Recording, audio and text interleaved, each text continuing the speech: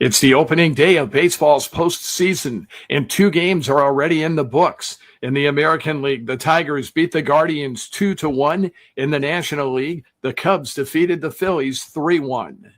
Dueling financial strategies are being put to the test in the baseball playoffs, as we hear from correspondent Gethin Coolbaugh. Baseball's economic disparity is evident in the playoffs. The Dodgers have committed over $500 million in salaries and luxury tax this season. They face the Cincinnati Reds, who have a payroll of $121 million. The Dodgers lead with a $341.5 million payroll and nearly $168 million in luxury tax. The Mets, despite spending $428.8 million, did not make the playoffs. The Yankees, with the third highest spend, face the Red Sox. The Guardians have the lowest payroll among playoff teams at $103.9 million. I'm Gethin Coolbaugh.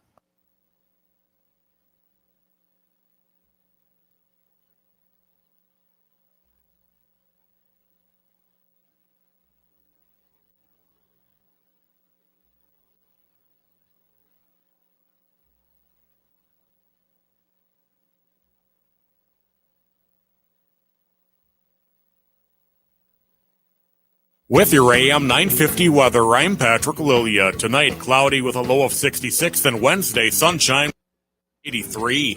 The enormous crocodile is hungry and on the prowl. Only his jungle friends can stop his secret tricks in this larger-than-life adventure filled with puppets, surprises, and even a dance party in space. Don't miss the U.S. premiere at Children's Theater October 1st through November 23rd. Tickets at childrenstheater.org.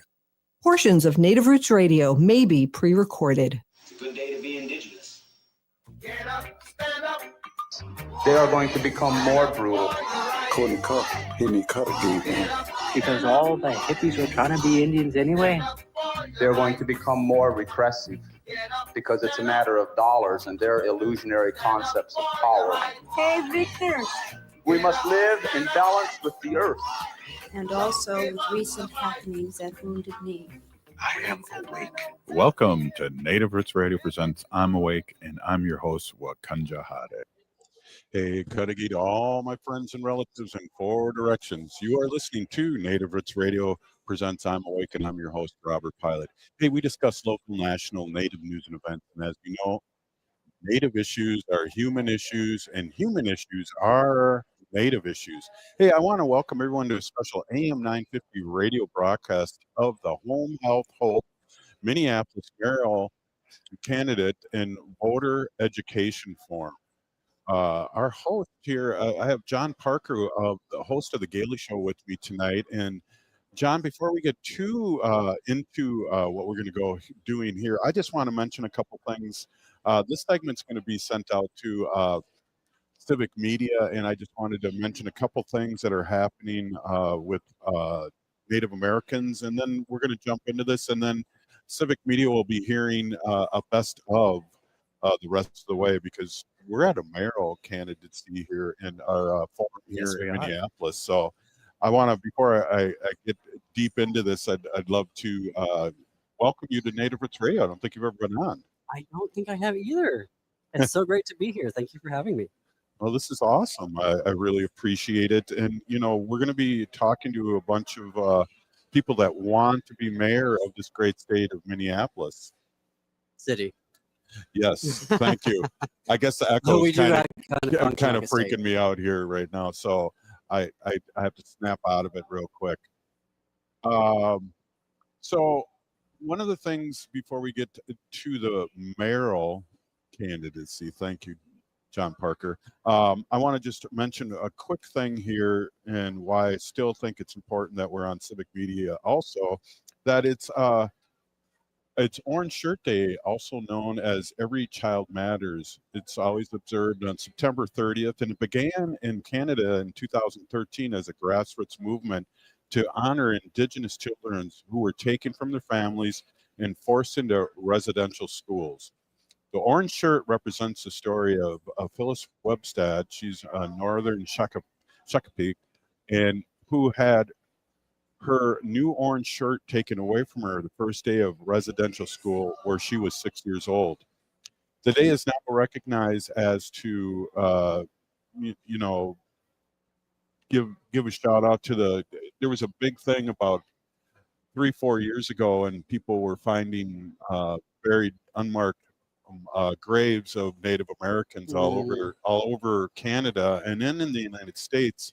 And so it's been really, really important to talk about this and make sure that our relatives are never forgotten. And one of the things that's pretty interesting too is everybody that's Native American, somebody in their family has been touched by these residential schools. So I don't know. As a civilian, have you ever heard of this? I have not. This is why I tune in though to Native Roots Radio every night at 5 p.m. Good segue. I like that. You are a pro.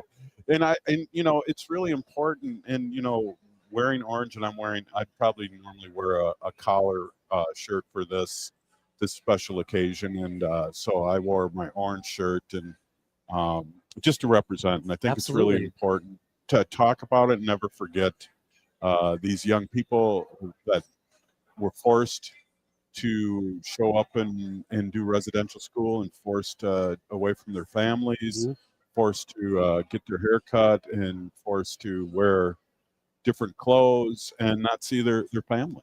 And so, you know, that's one of the ways that they were trying to get rid of us. So again, I just want to recognize that and talk a little bit about that before we really get going here at the forum.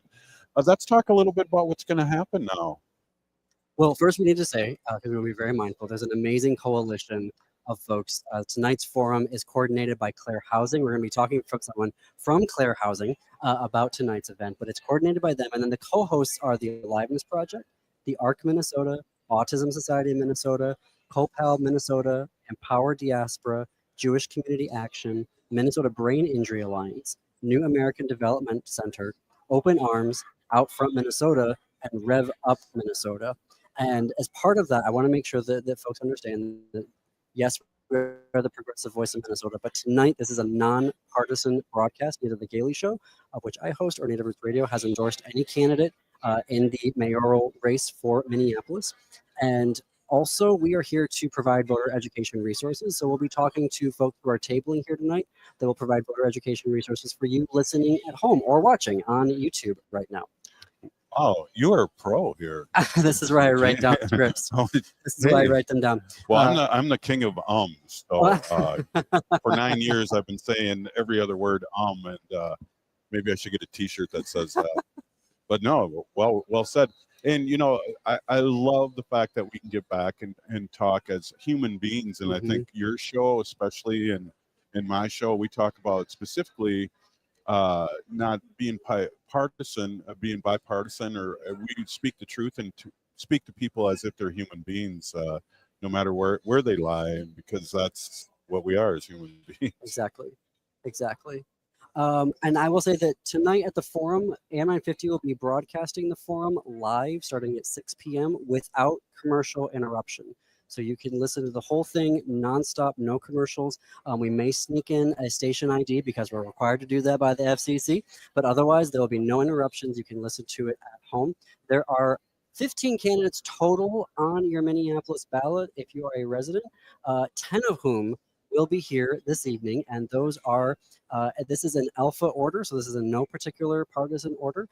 Reverend Dr. Dwayne Davis of the Democratic Farmer Labor Party, Kevin Dwyer of the Socialist Workers Party, Minnesota State Senator Omar Fateh of the Democratic Farmer Labor Party, Jazz Hampton of the Democratic Farmer Labor Party, Charlie McLeod, an independent, Xavier Pocky of the Protecting Tomorrow Future Party, Troy Peterson of the Communist Party, Alejandro Richardson, an independent, Brenda Short of the Democratic Farmer Labor Party, and Kevin Ward of the Nobody's Party. You know, I just I fixed the echo. Thank you. I just want to I was trying to drive you crazy here, and I was getting really good at ignoring. But it was crazy because it was driving me crazy, so it didn't work. No, I had YouTube going on, and it just to let everybody know too that we have broadcasts on Blue Sky, YouTube, Facebook, and all your streaming pleasures. And geez, I just figured that out. You can't have YouTube going on at the same time because, well, you know, I'm new to this. It's only my ninth year on. It's on weird the doing air. radio in the 21st century because it doesn't even feel like just radio anymore. It feels like TV and podcasting and streaming and whatnot. Are we going to take a break before our guest? Or should we start with our guest? No, we're going to take. I think maybe what we can do, because we got 3 minutes before we go on break, is maybe just do a quick introduction. And I like how you mentioned the people that are going to be here, but also, we can introduce this person and then get back to him, because we do have to pay the bills here on Native Roots Radio. Correct. Now, it's not like the Gaily Show where you can do whatever you want to do here. I got like people that are going, did you play my ad? And We've got those folks too. I know. We want to make sure that we're good to our partners. But while I'm here, I got to make sure that we're being a good steward of your partners. Well, this is kind of your jam, which is exciting. How did you come about getting us here? So what folks may be hearing tonight, there is a community meal that is part of the event. So we are actually on the stage in the basement of the Holy Lutheran Trinity Church. I'm talking quietly right now. They can't really hear what we're saying. You got a good whisper voice. That's good. We are here in the basement. There'll be a community meal. Up to 250 people can fit in here, and the event is sold out. So folks have been streaming in since the doors opened at 5 p.m. And so if you hear that ambient noise behind us, that is the joy of people enjoying a community meal together. I love the ambient noise. I like being live, other than the stressful 5 minutes before the show. And then, that's the worst. And then, like I said, I was trying to drive you a little crazy there by the echo, and it ended up driving me crazy. So, but there's a lot of people here. I've got a really good vibe when we came into this place. This is older building, older church, in the church basement, having food. It reminds me of a kid when I was young, where we do that. Mm-hmm. We'd have wakes and things in these church basements, and there's a basketball hoop too. So, I love this old school. It's a great venue. And so the community meal and the tabling of community organizations is here in the basement. And then the forum will actually be in the sanctuary of the church. It's so good to have you here. I'm just staring off now. Our audience is leaving, but it's cool because we're going to take a quick break. This is Native Roots Radio with the Gaily Show, and we are live here at Holy Trinity Church. And we'll take a quick break. We'll be right back after this short break.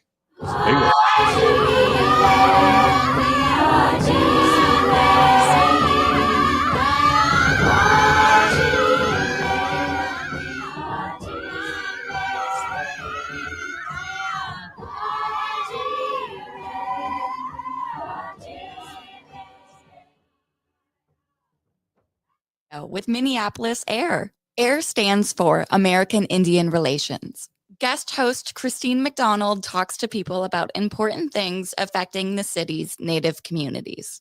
Minneapolis AIR dives into topics like public safety, public health, elections, and so much more.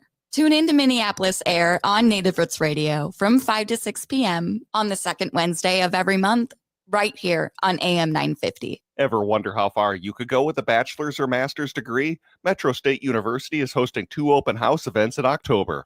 Learn about their bachelor's degree programs on October 20th. Explore master's degrees and doctoral degrees on October 23rd. At the open house, you can attend a session about financial aid and receive help from financial aid staff. Discover how Metro State can help you take the next step in your career. Sign up today at metrostate.edu/open house. You belong at Metro. We served our country like those before us. It was a dangerous area. All of Vietnam was dangerous. The carnage of war left an indelible mark on me. We came back and built lives. As time went on, we faced new challenges and found support to handle them.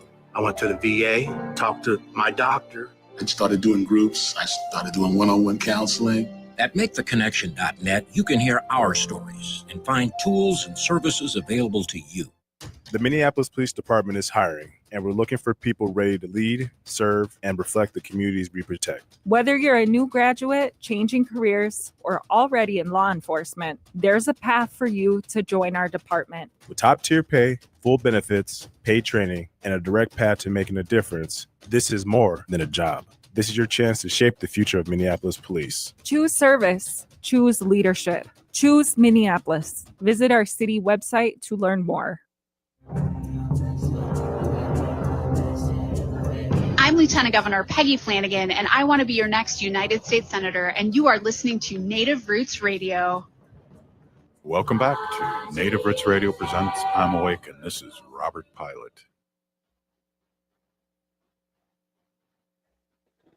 Hey, well, here we Live go. radio. You know, John Parker, when I do these live shoots, I feel like I'm an expert, but obviously things happen. So I just wanted to point that out, that we were having a great conversation. Yeah. We should have had it with our headphones on. then everyone would have heard. Who's this? Who's that? That's the clock. Oh, I see what you're doing there. Well, we have a guest. Okay. I'm learning all sorts of tips and tricks tonight from Robert. Yeah, and I'm slow on well, let's introduce the guests here. Yes. We got a good 10 minutes here, and it's exciting to we have a guest for one. That's exciting. Yeah, Rebecca from Clare Housing. Hi, Rebecca. I'm Phoebe. Phoebe, oh my gosh. I'm thinking of somebody else. Oh my gosh. But We're off to a great start. Live radio, everybody. Yeah. Phoebe. Hi, Phoebe. Hello. It's so great to be here. I'm Phoebe. I'm the executive director at Clare Housing. Wonderful. Very cool. So you are the primary coordinator of the forum tonight. Yes, we are Clare Housing, thanks to Madeline, who does our advocacy work, which we just started doing this year in 2025. Wow. We're really getting into education and advocacy around housing and HIV. And you dove right into a mayoral forum. We sure did. I have Madeline to thank for that. But the truth is, we have 13 organizations as a part of this collaboration, and they're 13 just beautiful, different orgs coming together around the same exact purpose, around the importance of voting. And we are just so delighted to have such a strong coalition. Absolutely. You know, one of the interesting things is my wife's a former pharmacist, HIV, and at the University of Minnesota. And I always like to bring up whenever I can that it is still out there, and people need to really know that. You know, I know a lot of young people out there think that it's disappeared, but it's still a thing here.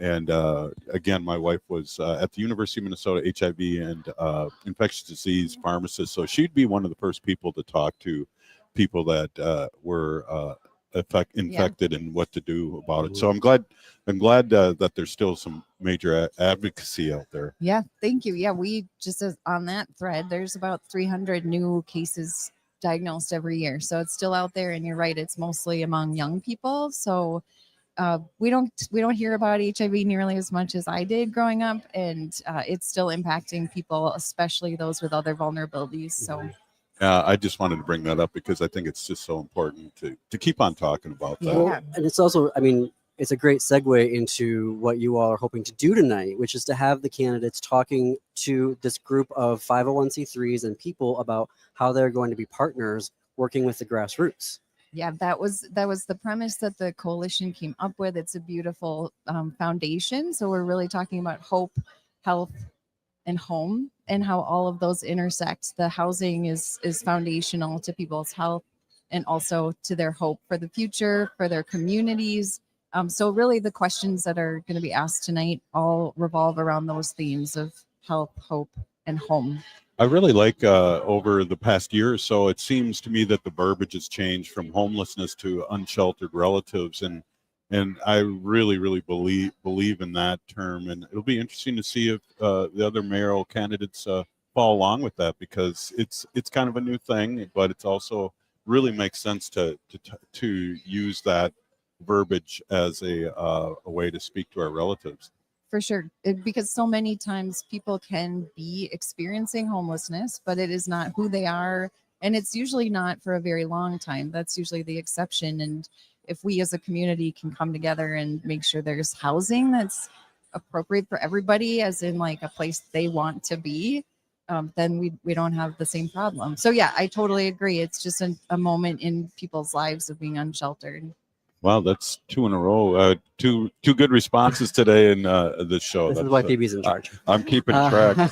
Phoebe, can you tell us about the the voter education resources, folks, that you have here tonight and what they're offering to folks. Yeah, so we have 3 tables currently. One is really showcasing this brand new technology. They just showed me how to do it. It is awesome if you get a chance. It's for people that have maybe some mobility or other disabilities. So you can actually insert your ballot and it walks you through how to do that. If you can only push a left-right button, you can do it there. It even has the, I think it's called the sip and puff if you aren't able to use your hands, but you can use the puff machine to be able to mark your ballot. And then it shows you before you make it final, and then you can register that as your ballot. So I just learned that those have been distributed throughout Hennepin County for the first time this year at early voting sites. So people with disabilities, physical disabilities, it allows for zooming in on the screen. I mean, all kinds of like super cool technology, and anyone can use it at any of those early voting sites. Then we also have League of Women Voters and information about ranked choice vote. So the emphasis is really preparing people to feel equipped, empowered when they walk in that door to cast their ballot, and they're not confused by any of the new stuff thrown at them. I always like to see the League of Women Voters. I mean, I grew up with them doing all the. I'm much older than you, I'm sure, but I remember that they would do a lot of stuff. Whether it's before the networks took over, they would do the debates and things like that, and so it's always good to see that they're still around doing great work.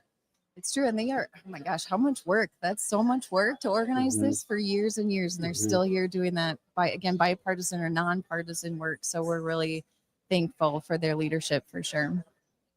And then for folks in Minneapolis, I'm sure if you haven't voted yet and wondering what is ranked choice voting, so this is a delightful part of democracy. We have, I don't know if it's partisan say, at the Gaily Show, we love ranked choice voting because you can go in and you will get to rank up to 3 candidates on your ballot this fall.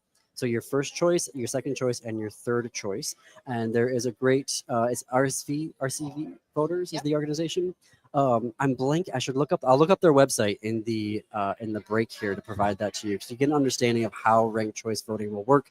Your vote will go towards your first choice candidate, and then if they don't make the threshold, then your second choice vote gets into play. And if that candidate doesn't make the threshold, then your third choice gets into play there. So it just really makes sure that your vote goes all the way through to the end of the process, which I think is just, I love that. Well, I totally love that because we had a big in the 90s, and again, you're probably too young for this, but that we had not Democrat or Republican, we had independent people really making a difference. And we had we had a governor who won by 26%, and he used to wrestle. He won the governorship. Oh, wow.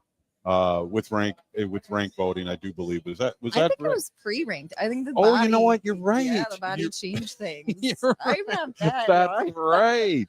John, Thank you. Don't know about the body? You're not a... Just see the body? Oh, Jesse Ventura. I just got back from a vacation in Oh, Grenada, yeah. Jack. That's when we thought Minnesota was... Yes, that's right. Everybody else in the world went, what? And then California showed us up, and they had, Governor Schwarzenegger. This is nonpartisan. This is nonpartisan. Well, he was independent, and I guess my point was it did change things, as you say, and we had it seemed like we had some momentum here in the state, and it's going back because ranked voting will be able to have somebody that isn't locked in one party or the other. And that's, for us, Claire Housing being a nonprofit org, we just really want to be able to lift up the questions around housing and health, and it really doesn't matter what party you're in because we all know housing is important. It's just how do we get there, and raising those questions up is what's most important for us. Yeah, it definitely, and getting the answers and listening closely too, because I feel like what's happening kind of now is that we're getting a lot of pointing when there's issues. It's like this should be the county's problem, or this is the city's problem, or this is the state's problem. So to find out and to quiz these candidates, and hopefully they say the buck stops here. Oh, speaking of quizzing, how will the forum work tonight? Segue. Oh, yeah. So we have a moderator who is with Claire Housing and is going to be asking each candidate. We have a series of 6 questions. So they were given the questions ahead of time so they could prepare, because we originally didn't anticipate having 10 candidates at this forum. Yeah. So we know people are going to be given a minute and 15 seconds to answer. So not a ton of time, which is why we wanted them to have it in advance so they could, get that answer down. So we'll be hopefully making it through all 6 questions. When you ask a question, is there follow-up questions too to the question? There are 3 sections of 2 questions each that kind of interplay with each other. Wait a minute, I'm running out of fingers here. I wasn't good in math. So the sets of questions, like the later questions are like kind of follow-ups to the first set. Or related. Well, you'll just have to wait and see Okay, how there you will. And we'll start at 6 p.m. and AM 950 Radio is airing it without commercial interruption, starting at 6 all the way through to 7:30 p.m. So awesome. Thank you. Well, we got 2 more minutes. I mean, plug your organization again. And I really love it, the fact if you can give a website, because Native Roots Radio, and I know the Gaily Show too, also we talk about, action, what the action steps for our listeners. So give that website again. Yeah, absolutely. So Clare is spelled CLARE, housing, HOUSING.org. And Claire's been around. I'll tell you, since I have time, I'll tell you this beautiful story of how we started. Speaking of bipartisanship, back when people were dying of AIDS rapidly and had nowhere to turn and people didn't know what was going on. A lot of faith communities, different faith communities, just opened homes and said, we need to care for people and show them respect and love. Wow. And that's how Claire started. And so we've grown and changed as the world has changed around us. But well, I want to thank you for coming on, and great questions, John Parker, and appreciate you guys having me on the show too. Hey, this is Native Roots Radio with the Gaily Show, and we are here live at Holy Trinity Church and about to witness a mayoral debate and candidate forum. Hey, this is Native Roots Radio. Oh, wow.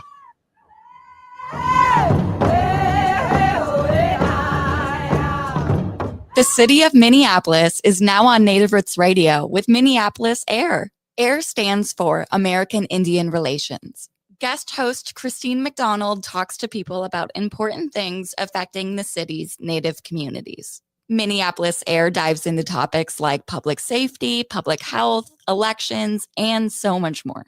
Tune in to Minneapolis AIR on Native Roots Radio from 5 to 6 p.m. on the second Wednesday of every month, right here on AM 950. Ever wonder how far you could go with a bachelor's or master's degree? Metro State University is hosting 2 open house events in October.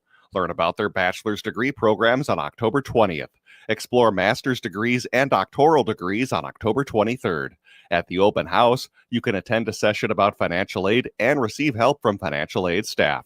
Discover how Metro State can help you take the next step in your career. Sign up today at metrostate.edu/open house. You belong at Metro. Four Sisters Farmers Market is more than a place to shop for delicious organic food. It's a celebration of Indigenous culture, food sovereignty, and community. Now in its 11th season, the market offers healthy, affordable, culturally appropriate local foods every Thursday from 11 to 3. Located on the American Indian Cultural Corridor off Franklin Avenue, Four Sisters Farmers Market is a project of NAGD. Every Thursday now through October, discover more about Four Sisters Farmers Market by visiting nagd.org. Turn to Auto Technical with your vehicle donation. Even though Auto Technical is a small nonprofit, we have helped more families with transportation than any organization in Minnesota. Since '94, we have reconditioned donated vehicles so they have a higher tax benefit. Call Richard at 612-919-5526, 612-919-5526, or autotech.org. The city of Minneapolis is now on Native Roots Radio with Minneapolis AIR. AIR stands for American Indian Relations. Guest host Christine McDonald talks to people about important things affecting the city's Native communities. Minneapolis AIR dives into topics like public safety, public health, elections, and so much more.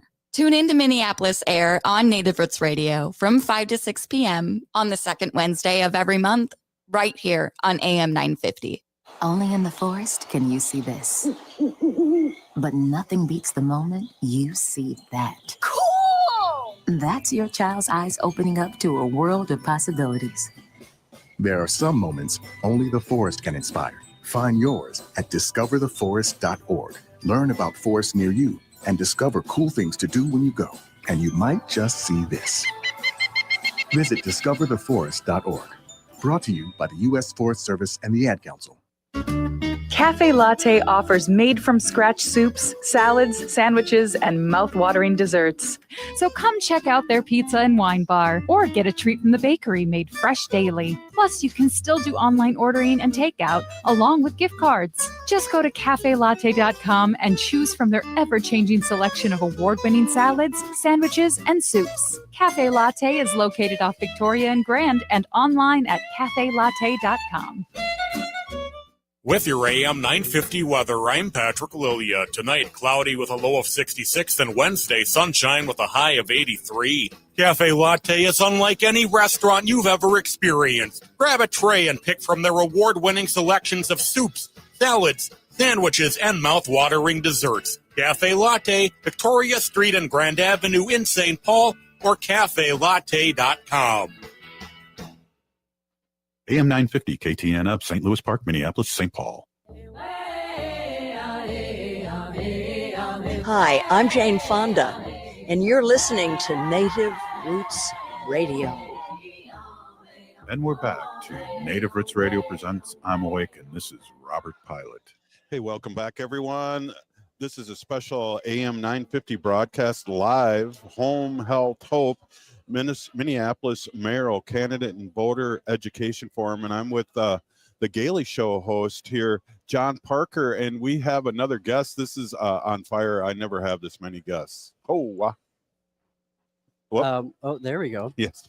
Just want to let folks know that this broadcast this evening is nonpartisan, so you may recognize AM 950 as a progressive radio station, but tonight we are about being nonpartisan in cooperation with the excellent organizers who have let us be here to broadcast and bring this forum to you. Neither the Native Roots Radio or the Gaily Show have endorsed any candidates in this race. We are here about providing as much information to you as possible so that you can make an informed decision. How am I doing on that? Am I doing okay? Yeah. All right. Good. Yeah, we're doing good. All right. We're doing good. As a reminder to folks, at 6 p.m., we will air the full candidate and voter forum with 10 of the candidates. Mhm. They'll be live, uninterrupted by commercials, so no commercials from 6 to 7:30. 10 of the candidates on the ballot for mayor will be here this evening. 5 will not be here.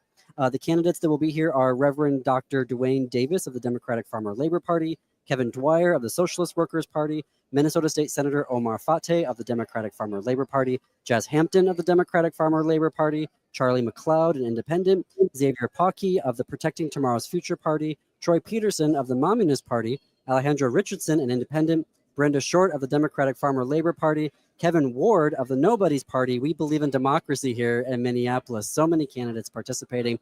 And I am actually thrilled. I don't know if you heard this in the break, Robert. We have a longtime listener who is our next guest. Gene is with Rev Up Minnesota. Gene, thank you for being with us and sharing your time during this excellent forum. Very pleased to be here. So tell us what Rev Up does and what your role is tonight in the forum.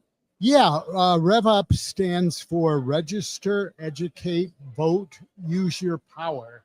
And Rev Up was formed in 2016 by the American Association of People with Disabilities, AAPD, which is a national civil rights organization for the disability community.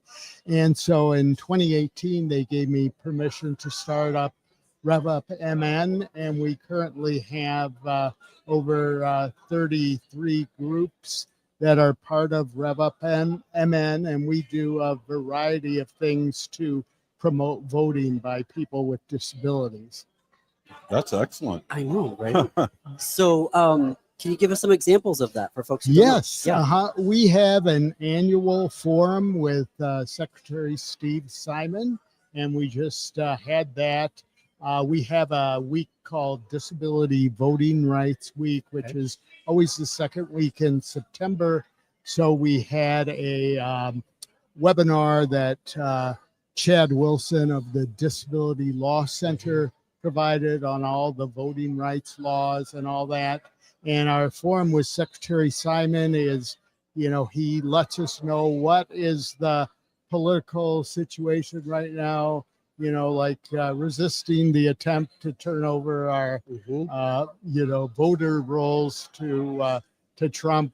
And just it's a great opportunity to, just learn about what their office is doing, and they can share resources. And then we had a mental health fair by Reach for Resources in Minnetonka that allowed people to learn about voting. And we have a number of other events still to come. That's amazing. That's amazing. Are you all tabling here tonight?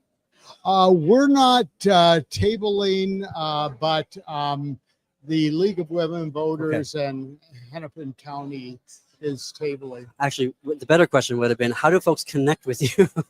Yeah. Like after tonight, after they listen to the forum.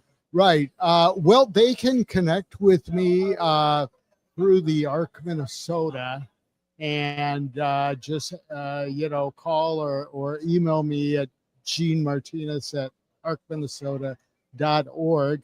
And we're happy to get people on our email list and that sort of thing. So a lot of our outreach is to the organizations within RevUp, but we always welcome interested individuals. That's great.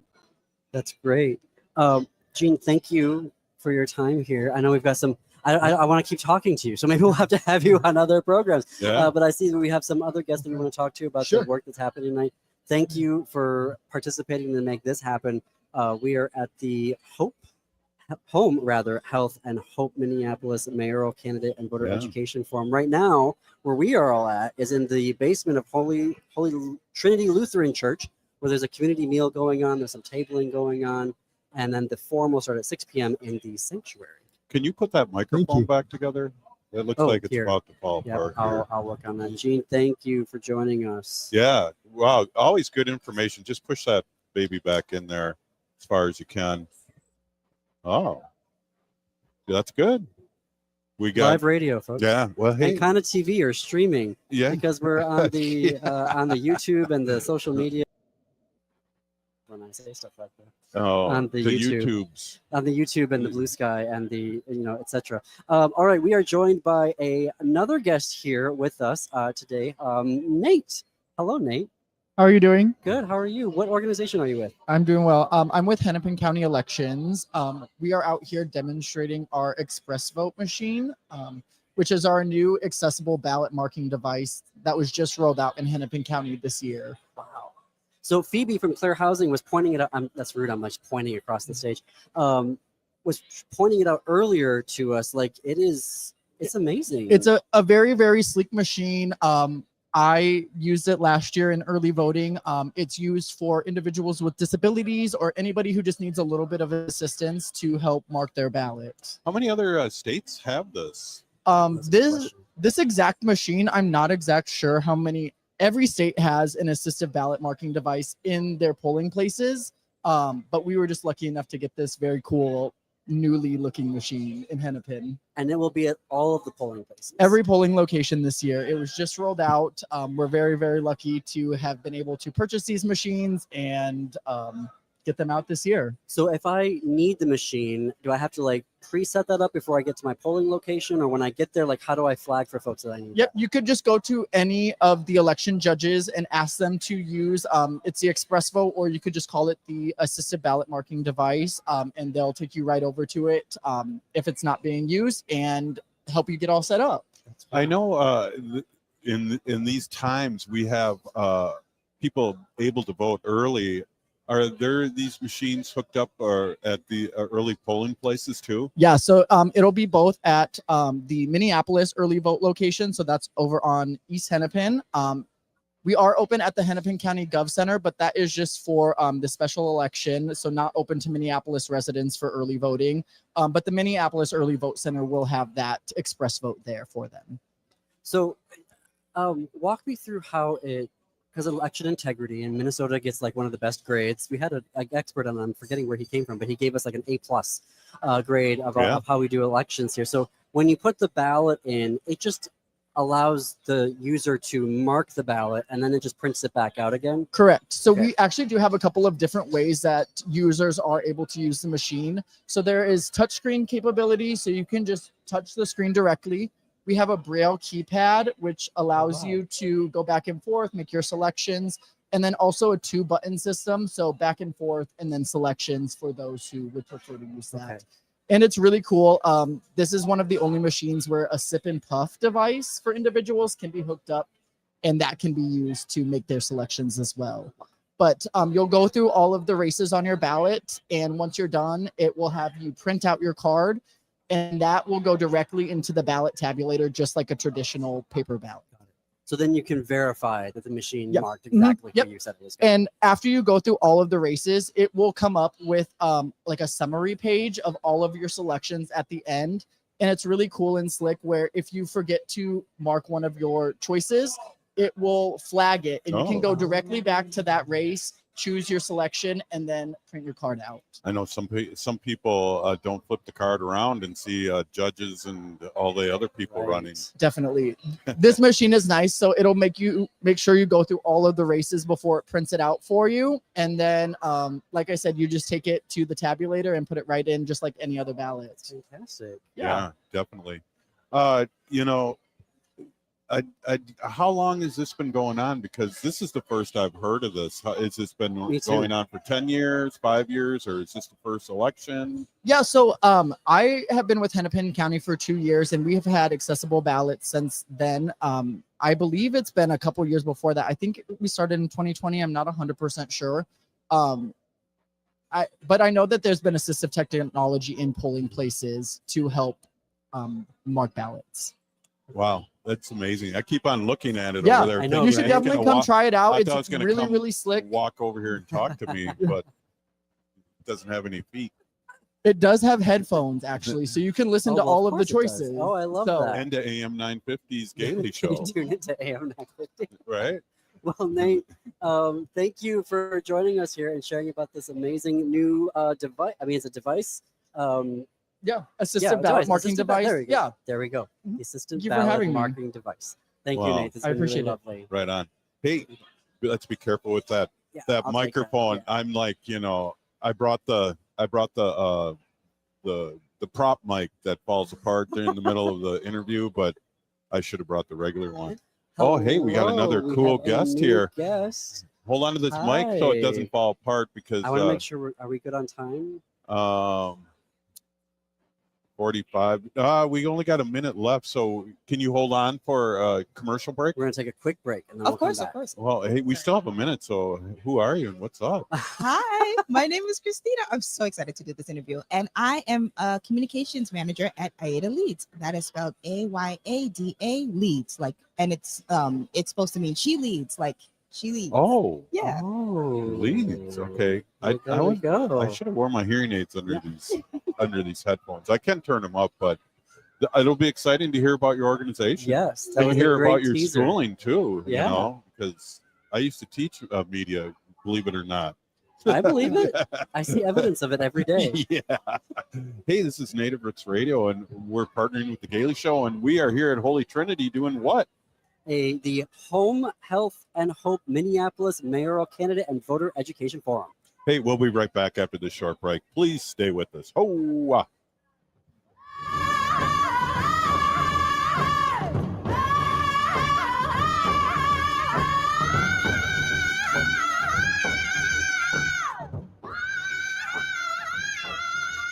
Four Sisters Farmers Market is more than a place to shop for delicious organic food. It's a celebration of Indigenous culture, food sovereignty, and community. Now in its 11th season, the market offers healthy, affordable, culturally appropriate local foods every Thursday from 11 to 3. Located on the American Indian Cultural Corridor off Franklin Avenue, Four Sisters Farmers Market is a project of NAGD. Every Thursday now through October, discover more about Four Sisters Farmers Market by visiting nagd.org. The Minneapolis Police Department is hiring, and we're looking for people ready to lead, serve, and reflect the communities we protect. Whether you're a new graduate, changing careers, or already in law enforcement, there's a path for you to join our department. With top-tier pay, full benefits, paid training, and a direct path to making a difference, this is more than a job. This is your chance to shape the future of Minneapolis Police. Choose service. Choose leadership. Choose Minneapolis. Visit our city website to learn more. Ever wonder how far you could go with a bachelor's or master's degree? Metro State University is hosting 2 open house events in October. Learn about their bachelor's degree programs on October 20th. Explore master's degrees and doctoral degrees on October 23rd. At the open house, you can attend a session about financial aid and receive help from financial aid staff.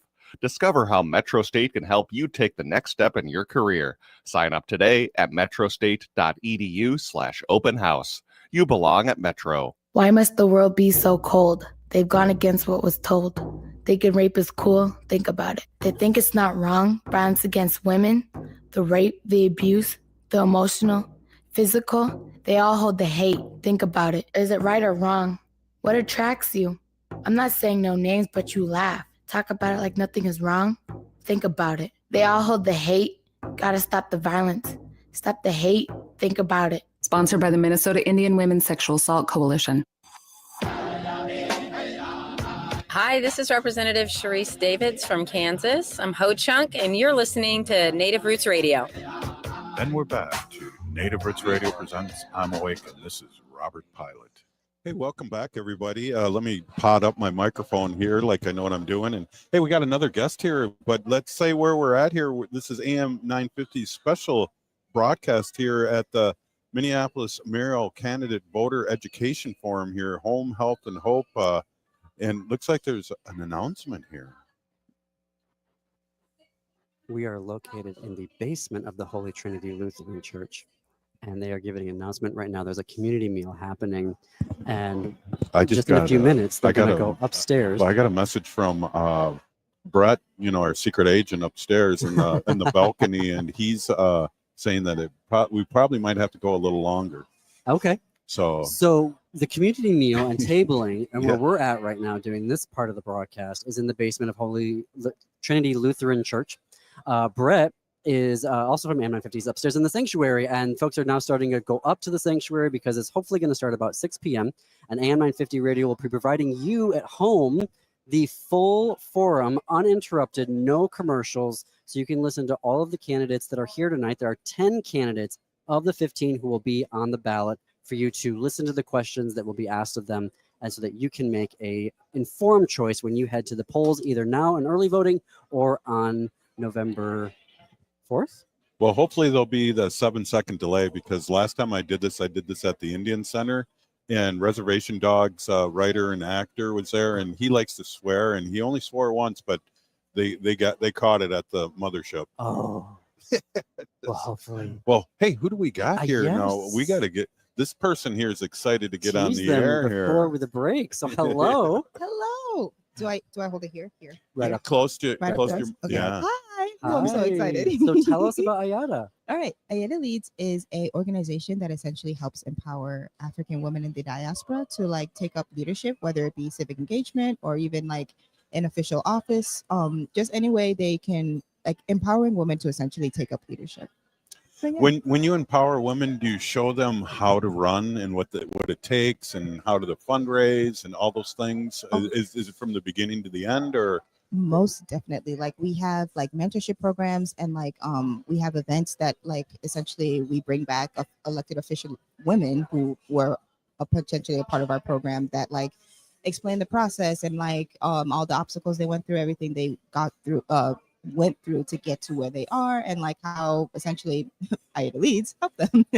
Yeah, well, that's a big deal, because everyone should be running for office, but sometimes it's intimidating. And but if you can break it down in pieces, whether it's the first thing is fundraising, the second thing is getting a team, then the third thing is knocking on the doors, and so on. Yes, essentially breaking down those pieces. When a person is okay, I want to run for office, sometimes they're well, I don't even know how to start. Right. We essentially it's okay, well, here's the first step, and here are the multiple steps. But we know you can get there. Essentially, One- we help you get there. Oh, yes. One of my favorite steps is the T-shirts, the logo on the T-shirts. You can support a T-shirt. You know, that's one of my favorite steps. We love a good t-shirt. You've got some great T-shirts. It's been like 10 months and we still haven't designed a single T-shirt yet. Well, I'll do that for you, and I got a good printer for you. So tell us about. He didn't. Say, Ayada. he didn't bite. No, I. Oh, do I you have want a so many t-shirt? things about T-shirts. Like this is a whole offline conversation because I have thoughts. I can get you some t-shirts. I didn't know y'all want a t-shirt. We're But- talking about the Gaily Show T-shirts. Yeah, Gaily but Show T-shirts and teachers as merch. It's an T-shirts inside as joke, merch and we and dragged you swag. in here. I'm I sorry. know. Here we I are. didn't know the inside joke. But you were being really cool. I know, right? Extra large, though, if you do have any T-shirts. Was running Oh, with it. most Christina was definitely. running with it. How do folks connect with? So if they're listening to this right at home and they're like, "Well, I want to do that. I want to run." How do they connect with your organization? Of course. So they can visit our website, ayataleads.org, or even email us just like, hey, I'm interested in running for office. And we could potentially set up like a mentorship program. Like we do have mentorship programs in place for like students and like like recent graduates and mentors who want to like help support them as they go into like the workforce. But we also have programs specifically for when people want to run for office and like having these like forums and like meetings where we talk to people who run. So they can visit ayataleads.org to find out more information. And they can also email us at info@ayataleads.org to potentially start that process. Can you do me a favor, because I'm hard of hearing and I'm an elder, not an elite elder yet, but if I live another few more years, I'll be an elite elder in my tribe. Can you spell that out, because I'm not really catching it? Oh, Of yeah. The course. first part. Ayada Leads is spelled Ayada. Leads.org. Yeah, Leads. So Leads.org. Did I spell that correctly? I know how to spell, I promise. Let me look here. You got to be on here. A beautiful logo. I wish I was wearing our t-shirt I right know, now. right? And I'm curious about like platform development. Mm. So like if a person's like, I want to run, and they're coming to you, like, do you help them develop their platform, or do you say, you know what, we're here for the logistics of that. We're going to leave that to you in terms of how you're going to define the issues that you run on.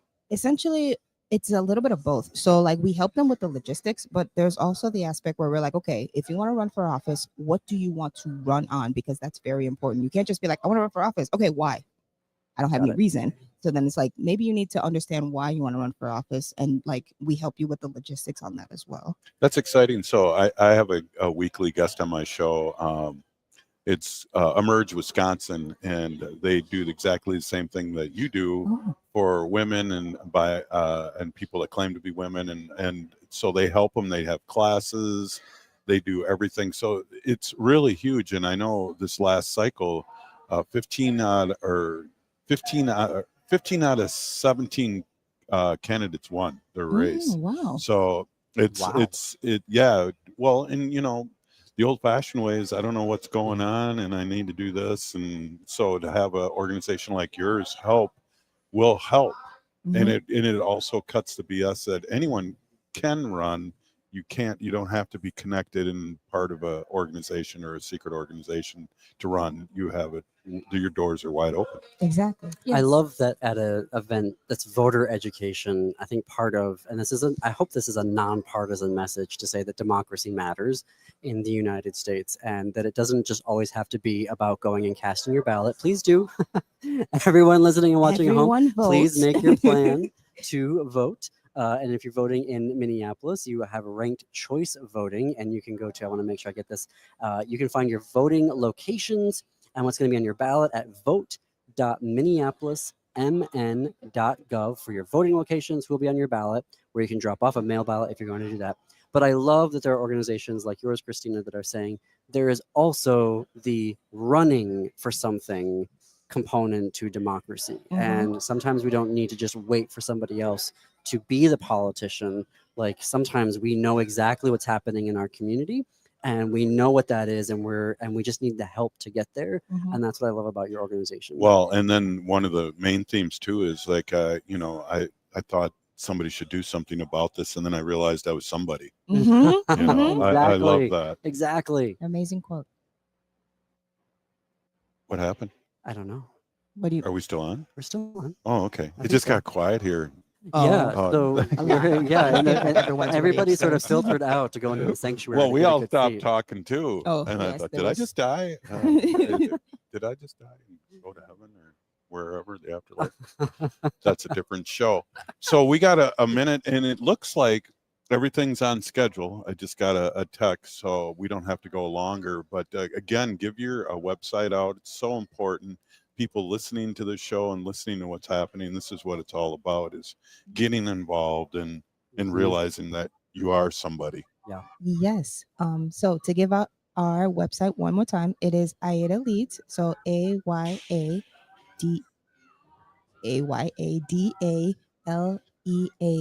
AYADALEADS.org. Ooh, can I do? It sounds like a spelling bee in here. Well, hey, we got 30 seconds. Oh, I just want to do our signature Yell? like out. No, so like Oh. my colleague likes to do this all the time in her videos, and You you got can see it 15 on our seconds. social media. So it's like Aida out. Right on. Hey, John Parker of the Gaily Show, Robert Pilot, Native Roots Radio. What a great time here, and it went too fast. I think our next step is having a morning show together here, and maybe play a few tunes and some weather. Yeah. I hear some tunes in the background. That's right. That's my out music. Hey, if you listen to the show, you're part of the resistance. We're still here. We are the 7th generation. We'll see you tomorrow. Thank you. Oh, wow. Thank you. It's Brad Friedman, your friendly investigative blogger, journalist, and host of The Bradcast on AM 950 KTN.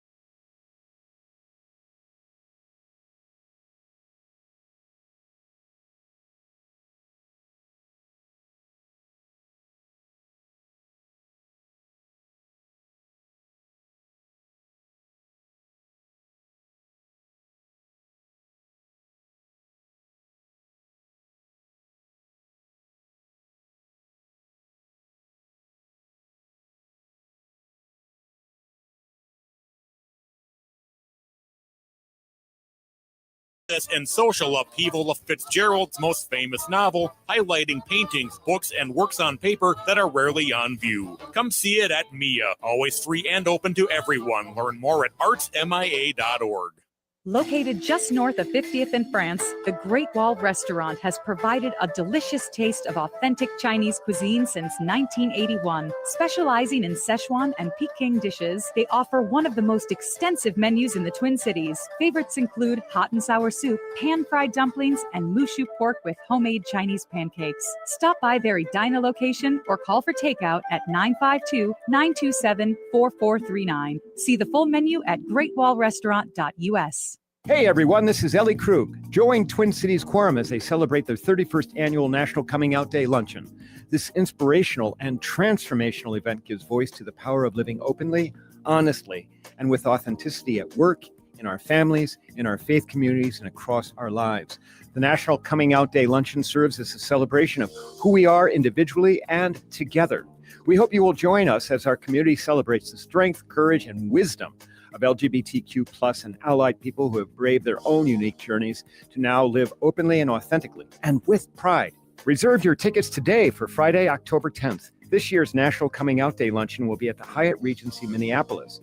The Marketplace Expo opens at 10 a.m. and the luncheon will begin at 11:45 a.m. Tickets are available to members for $70 or non-members for $90. Learn more and purchase your tickets in the events section at TwinCitiesQuorum.com on the events page. That's Twin Cities, QUORUM.com. Four Sisters Farmers Market is more than a place to shop for delicious organic food. It's a celebration of Indigenous culture, food sovereignty, and community. Now in its 11th season, the market offers healthy, affordable, culturally appropriate local foods every Thursday from 11 to 3. Located on the American Indian Cultural Corridor off Franklin Avenue, Four Sisters Farmers Market is a project of NACD. Every Thursday now through October, discover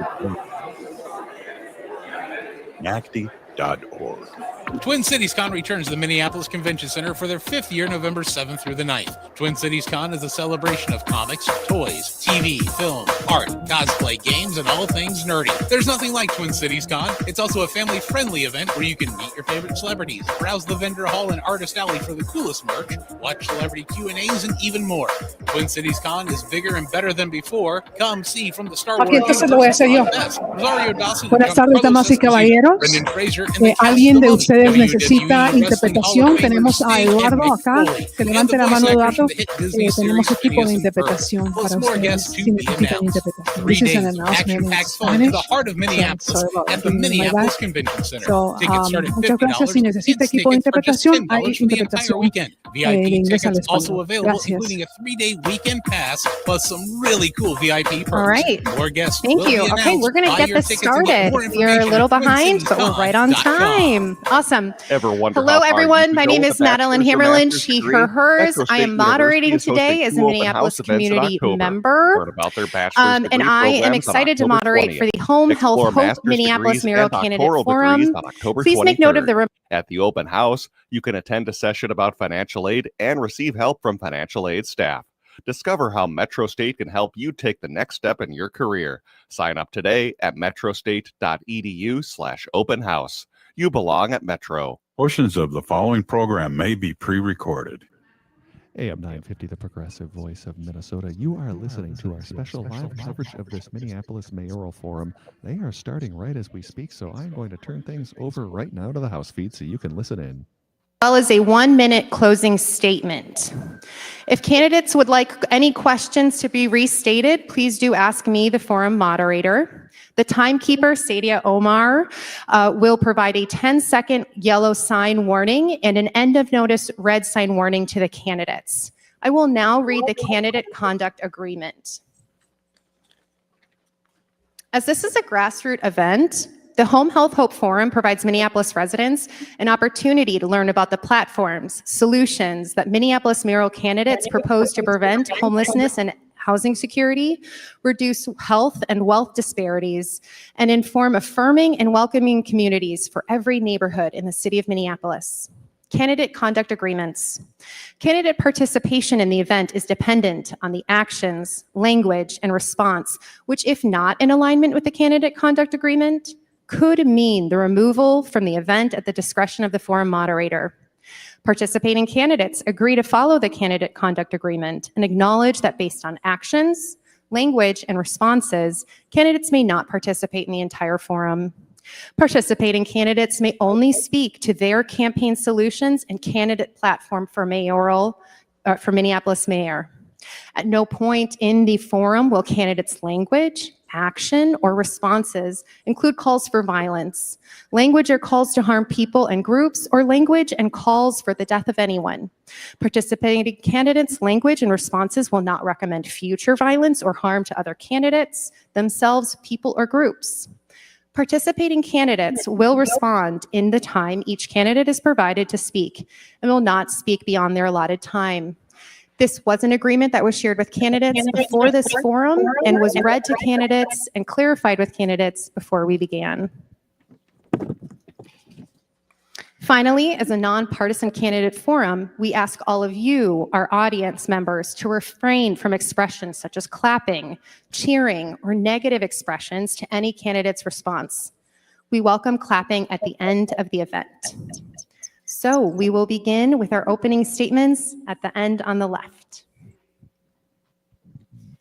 Thank you all so much for coming out tonight. My name is Dwayne Davis, and yes, I am running for mayor, and I'm running because I think Minneapolis is at a mission moment. Ever since the murder of George Floyd, it has felt like we have lost our footing. And that is unusual because I think Minneapolis, it has an abundance of riches in people, creativity, and ingenuity. And I want to be an agent for the next few years of us doing that because we have a lot of challenges in front of us, but also because Washington has abandoned us. Good evening. My name is Kevin Dwyer. I'm the Socialist Workers Party candidate for mayor of Minneapolis. I'm a member of Unite Here, Local 17. First, I want to express solidarity and with Omar Fateh's campaign and the vandalism that they experienced. We should all condemn that wherever it raises its head. Our campaigns around the countries oppose Jew hatred.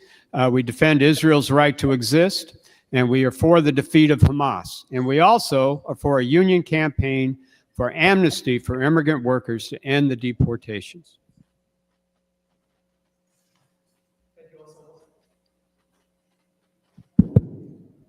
There you go. Thank you all so much. My name is Omar Fateh. I'm the state senator representing Southside Minneapolis District 62. I'm a renter, I'm a husband, a first-time father, and now a candidate for mayor of Minneapolis. I'm running because I want to work with all of you to create an affordable city that's accountable to us. And right now, more than ever, we have the people and a city council that's able to do so.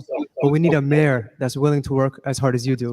I hope to earn your trust and support in this, and I want to say thank you again. Hello, thank you all for being here. My name is Jazz Hampton, and I'm running to be mayor of Minneapolis. First, to the 13 plus organizations and the church that made this possible, thank you so much for allowing us to be here. I'm a husband, a father of 3 Minneapolis public school children. I'll be the first mayor in 25 years to have children in our public school system. I'm a lawyer, a professor, and a leader that has built an organization here in Minneapolis for the last 5 years. And what I am running to do is to unify our city, to push us forward to address things like affordable housing and public safety. Thank you so much for your time. Hello, I'm Charlie McLeod. Oh, sorry, I'm already making a mess. And I keep a low profile. Most people don't know who I am. I work behind the scenes, helping better other people's lives, from those on welfare and crisis to incredible leaders around the world. And I came to Minneapolis after an invitation from Prince to be a dancer, and it's been my home base ever since. I miss Minneapolis. There's so much greatness, and I want to help give everyone such a better opportunity. And as an executive aide and creative director, I've worked with just about everyone from every class, and I'm here for you all. Thank you. I'm Xavier Pocky. I care about the future and want to make sure that we are prepared for it in the next 5 to 10 years. My main focus of why I'm running is to make sure that we have electricity, water, internet, and food by the time we make it to 2040. Thank you. I'm Troy Peterson. I condemn in the strongest terms the attack on Senator Fateh and his office, as well as the political hit job regarding the housing stabilization process. That was serious nonsense. It's very well understood that every housing program in the history of the state has been racketeering, and that's currently under federal investigation. Hello, everybody. My name is Alejandro Richardson. I'm a union carpenter, born and raised in South Minneapolis, where I currently own a home, as well as my day-to-day work as a commercial carpenter. I'm also the elected vice president of my local union, representing 2,500 Twin Cities and Metro carpenters. And I'm running because for too long, our city has seen the elements of power, the people in power, leave people like me away from the table. And I think that it's long overdue that our city was ran by people who work to make it go round. Thank you. Good evening. My name is Brenda Short. I'm a community member that is here to support the working class people. I'm not a politician. I'm a problem solver. We need a leader that works for the people and not the elite. Thank you. Have a nice day. I'll open with our first home question. Minneapolis is home to more than 426,000 residents, with the role of Minneapolis mayor representing communities of many languages, backgrounds, ages, incomes, abilities, and disabilities. All of us do better when we have a safe and stable place to call home. But Minneapolis, like so many other cities, has a history of housing discrimination and housing injustice, which keeps families and individuals from living in the neighborhoods they want to call home. Minneapolis has authored a plan called Minneapolis 2040, which has a goal that by the year 2040, Minneapolis residents will be able to afford and access quality housing throughout the city. If elected, how will you work to prevent the displacement of vulnerable communities and advance equitable access to permanent, safe, and stable homes of all kinds for Minneapolis residents? We'll start with Brenda Short, candidate. Thank you. I would start with the property tax stabilization program. This program stabilizes the property taxes for homeowners and property owners. So the property owner will go into agreement with the city that states that we will keep our rent 3 to 5 years at the same amount. And the city makes that agreement to stabilize their property tax for that same term. Thank you.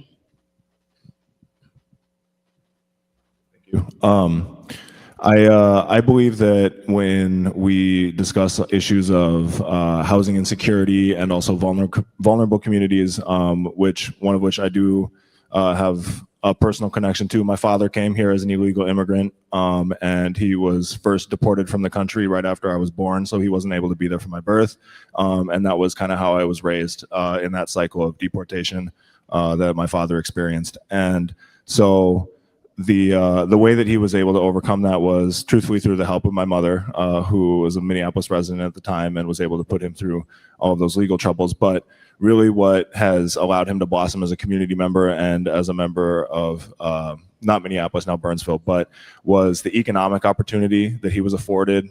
He cuts down trees for a living, and being able to find meaningful work in his community with people that he loves and cares about, and now his children are following along with him. That has been the most important thing for him. And so I believe that at the end of the day, I would like to see our vulnerable communities no longer be labeled as such. I think that calling them vulnerable communities needs to be temporary, and they deserve more opportunities. Thank you. U.S. Attorney Joe Thompson says that of the programs that he's looked at around housing, there has been more fraud than services. This is consistent with what everybody has observed in the last 60 years since we have had the Met Council. Walter Hudson, who is the GOP floor chair, has referred to what he's been seeing out of housing as racketeering.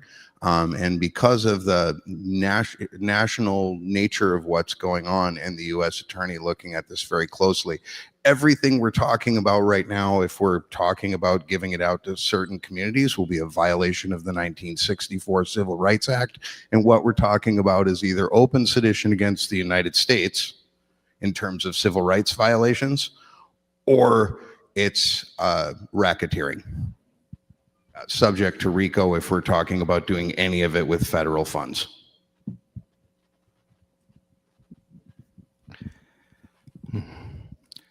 I want to have rent-to-own ordinances in Minneapolis so that as you are either renting or looking at buying your first home, instead of having to go for your first mortgage payment, you can just live there. And if you decide you like living there for a long period of time, that you could use part of your rental payments over the course of the years to be able to purchase the home, so you could continue to live there and stay there for a long period.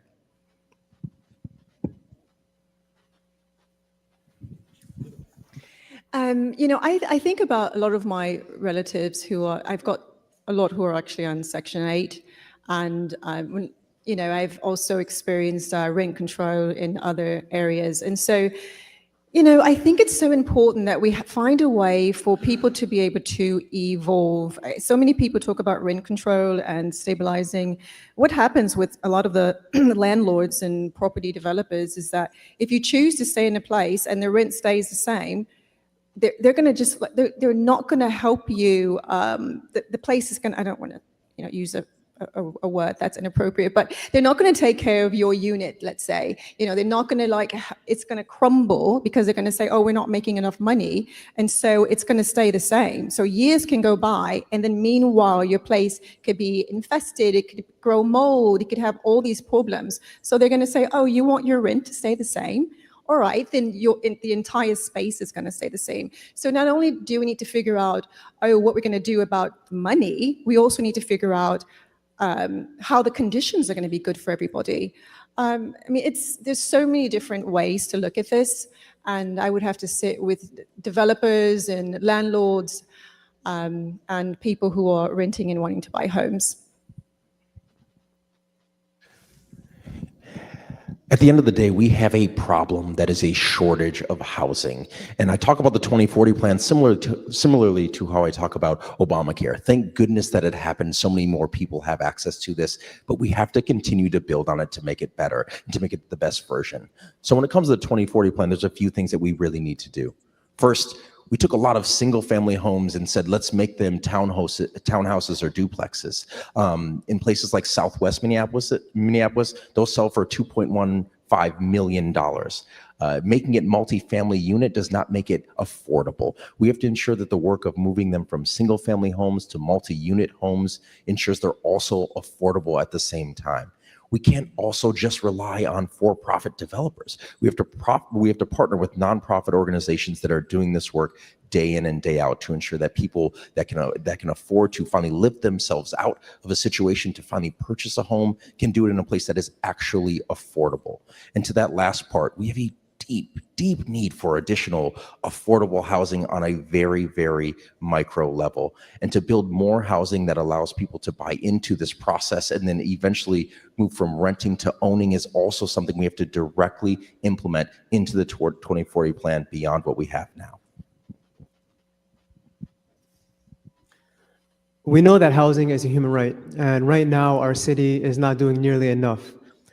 In terms of 2040, I was proud to lead on the fight against the lawsuit as the chief author of the legislation at the Capitol, which we fought for and won, opening the door to clear the backlog on the projects in our city to be built, because we know that a multi-unit and transit-oriented density are a good thing and we should pursue.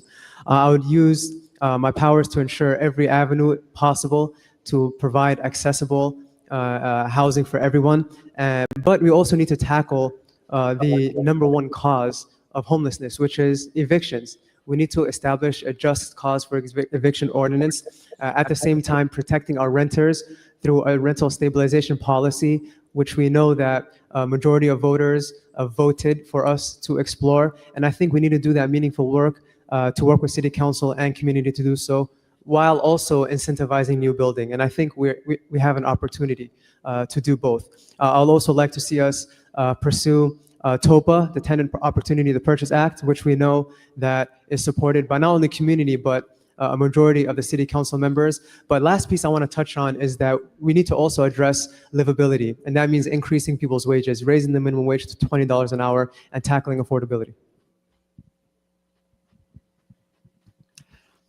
This is a class question, like all political questions. The cause of homelessness is simple. It's capitalism. We need to have a union-led fight for employment at wages that will not bust families apart, schedules and job conditions that won't bust our families apart.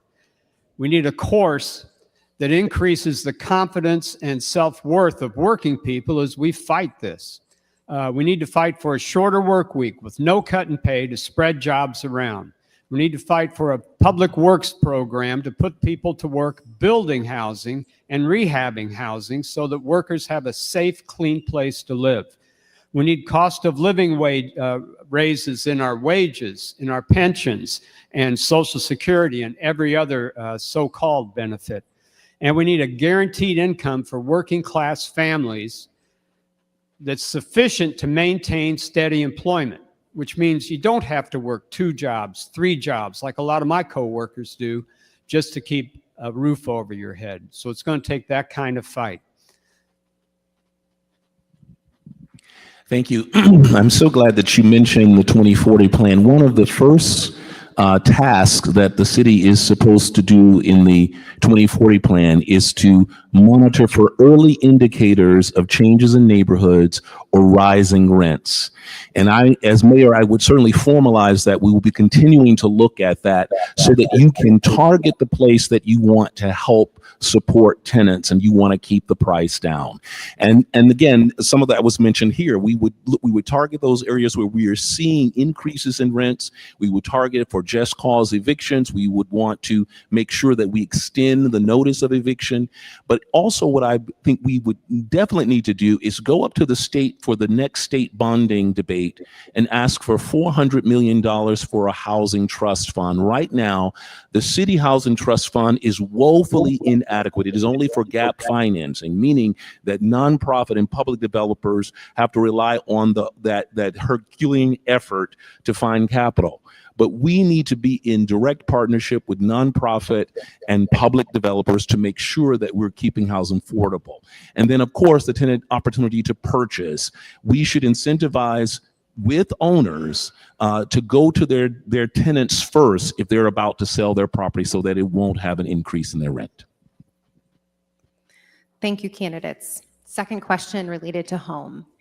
According to the U.S. Interagency Council on Homelessness, more than half of Americans live paycheck to paycheck and are just one crisis away from homelessness. Recently, President Trump issued an executive order that could activate the National Guard and force institutionalization for our neighbors experiencing homelessness. Experiencing homelessness impacts our health and makes someone 16 times more likely to test positive for HIV.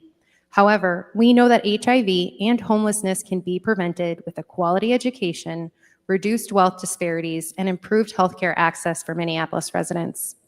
What is your approach to defending the rights and expanding support for Minneapolis residents who are currently experiencing homelessness and those most at risk of experiencing homelessness? Candidate Reverend Dr. Dwayne Davis. Thank you. First of all, I think it must be said, and we can't say it enough. And my approach starts with that our neighbors who are experiencing homelessness are people of inherent sacred worth and are deserving of dignity always, and should have the presumption of their full humanity always. And what flows from that then is that we must stop criminalizing homelessness.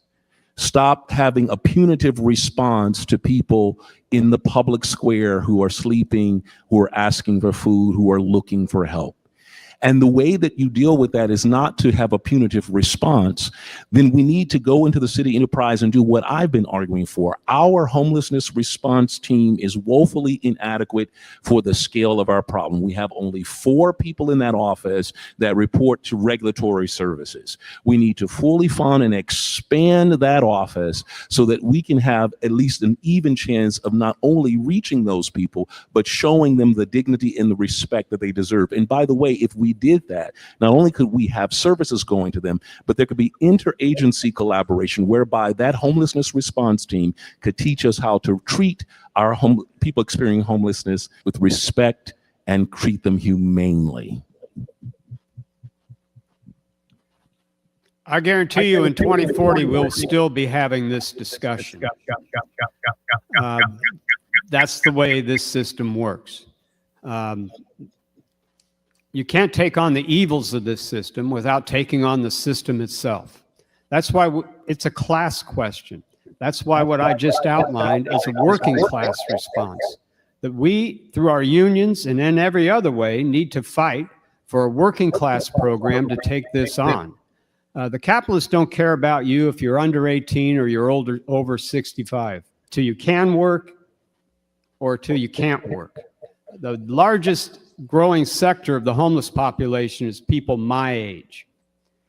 We have to take that on too.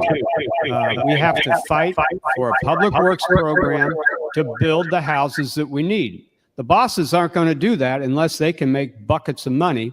And the only way they're going to make buckets of money is building the kind of houses nobody in this room can afford. I encourage people to read a marvelous little book.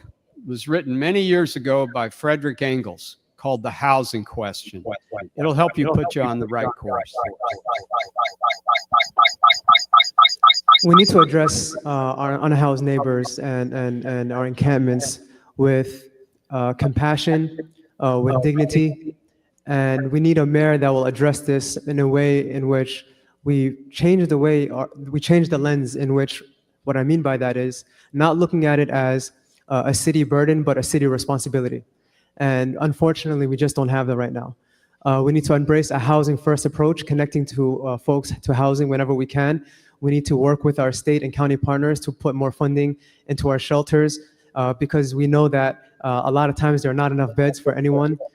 We need to have good faith efforts by our city to reach out to folks on the ground in the encampments, because I've heard firsthand from our folks struggling with homelessness that told me that a lot of times city workers come to them with these papers saying, we're gonna bulldoze you, but here are your resources.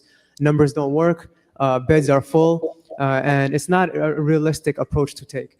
And so we know that within our encampments and within our unhoused populations also, that there are spreads of infectious diseases. And so we need to address this as a public health crisis that it is, with sanitary stations, with washrooms, with safe needle disposal.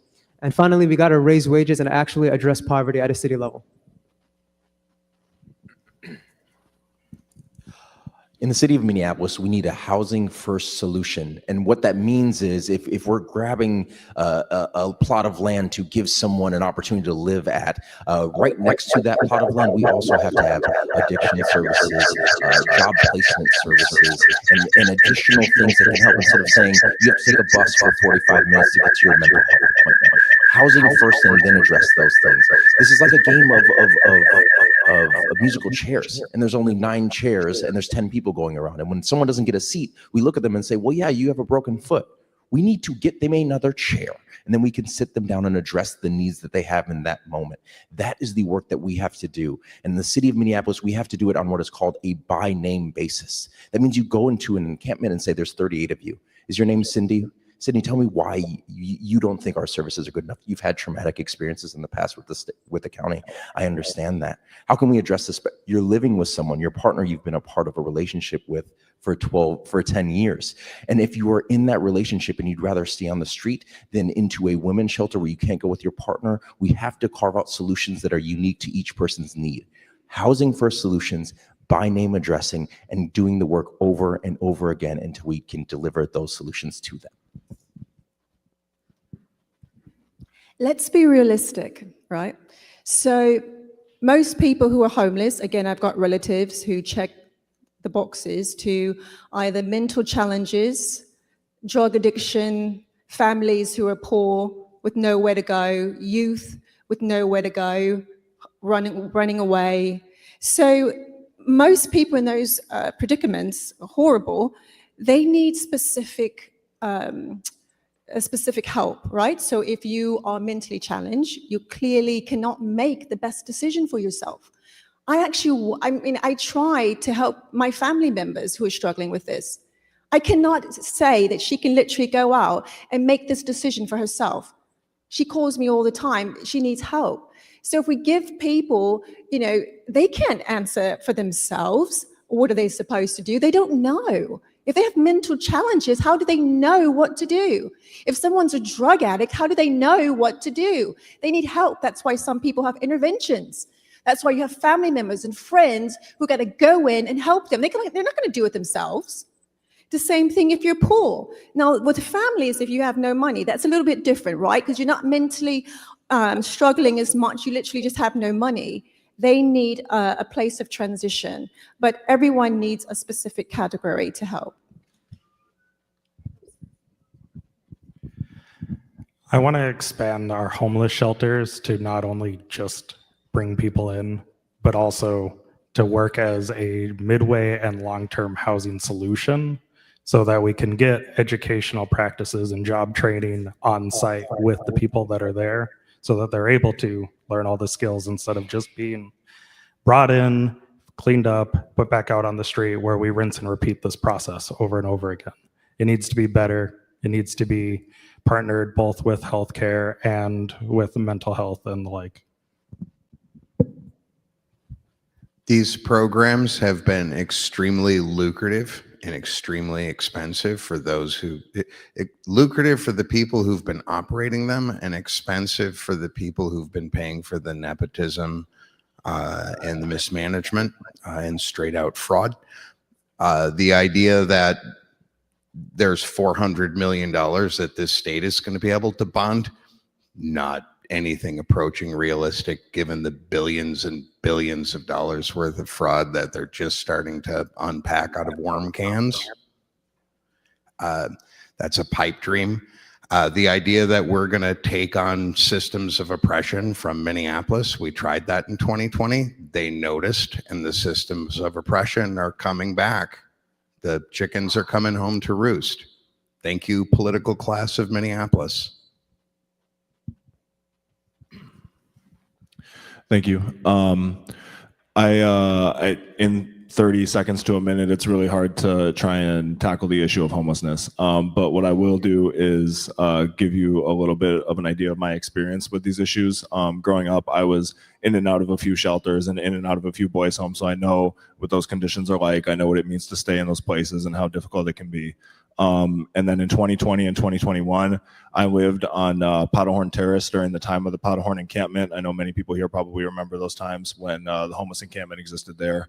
I did everything I could to support our homeless neighbors, and I was a part of launching some of the satellite sites at the Kenwood Park and at Lindale Farmstead. And I spent nights in tents with our homeless neighbors to try and help them establish and help them gain credibility with the people in those neighborhoods so that they could be seen and understood.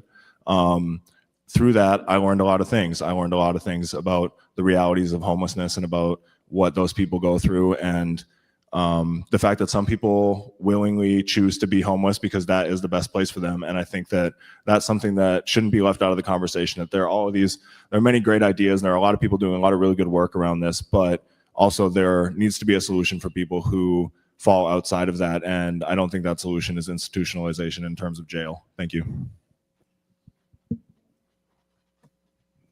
As a person who has been unhoused, we can start by using the abandoned houses that we are currently paying for property taxes and changing them into transitional housing to get some people off the streets and offer real wraparound services. As the next mayor of the Minneapolis, I would like to hear the feedback from the individuals who stay in those transitional housing. And that's because I used to be unhoused. I understand how people are looked at as invisible, and I want them to be treated fairly. Just because I give someone a job to take care and give offers services doesn't mean those people are right fit for that facility. So I would like to be more involved with our unhoused as I am involved with my unhoused today. Thank you.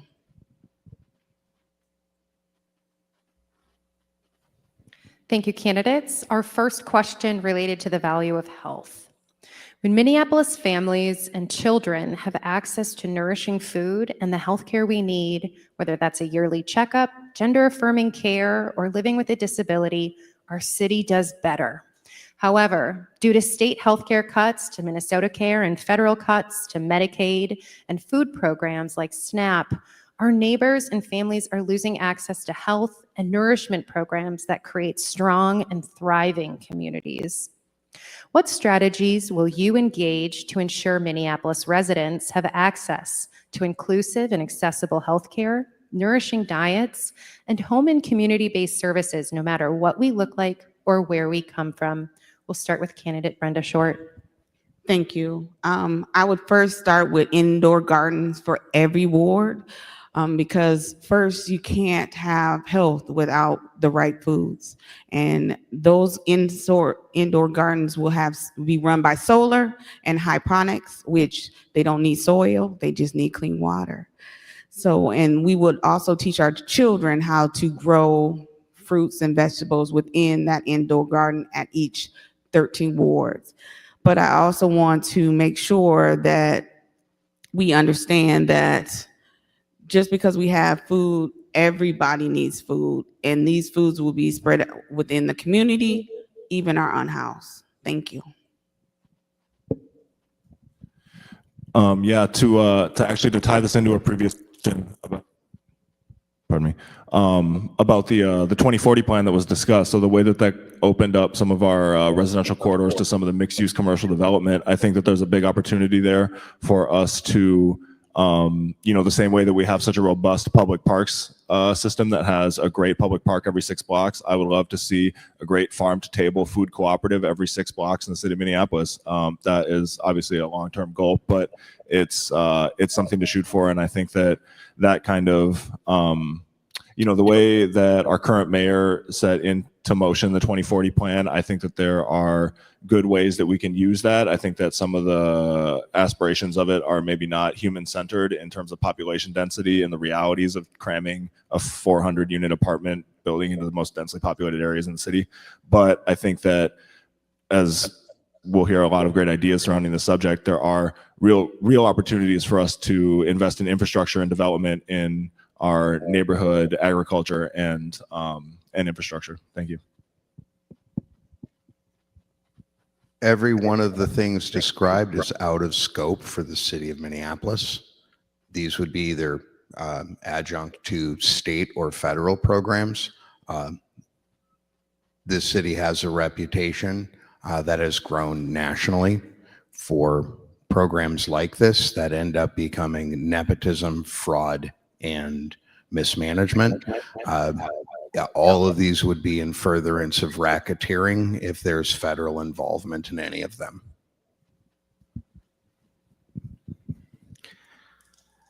The only way that we would be able to tackle all of these issues to make sure that people have health care and the like that's being city funded is to expand the city funding itself, which means we would have to invest into the infrastructure of the city to be self-sufficient with our own food, power, water, and internet in order to make sure that we're able to accommodate not only the people that are needing these services, but that we're able to make money to make sure that they are continually being funded for everyone that not only is here, but anyone that's coming here from out of state or from the other cities.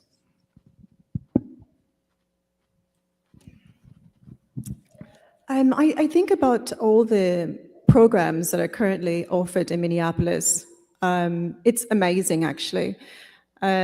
Just living across the country, I've been in major cities, and Minneapolis does a pretty darn good job of helping for healthcare, for food. I mean, seriously, and all the money that's already been spent. In Minneapolis alone, I think it's nearly $35 million that has been, drained from taxpayers from food, fraud, and all sorts of programs that were deceiving the people. So it's not like there's been a shortage of money, because there's been tons of money.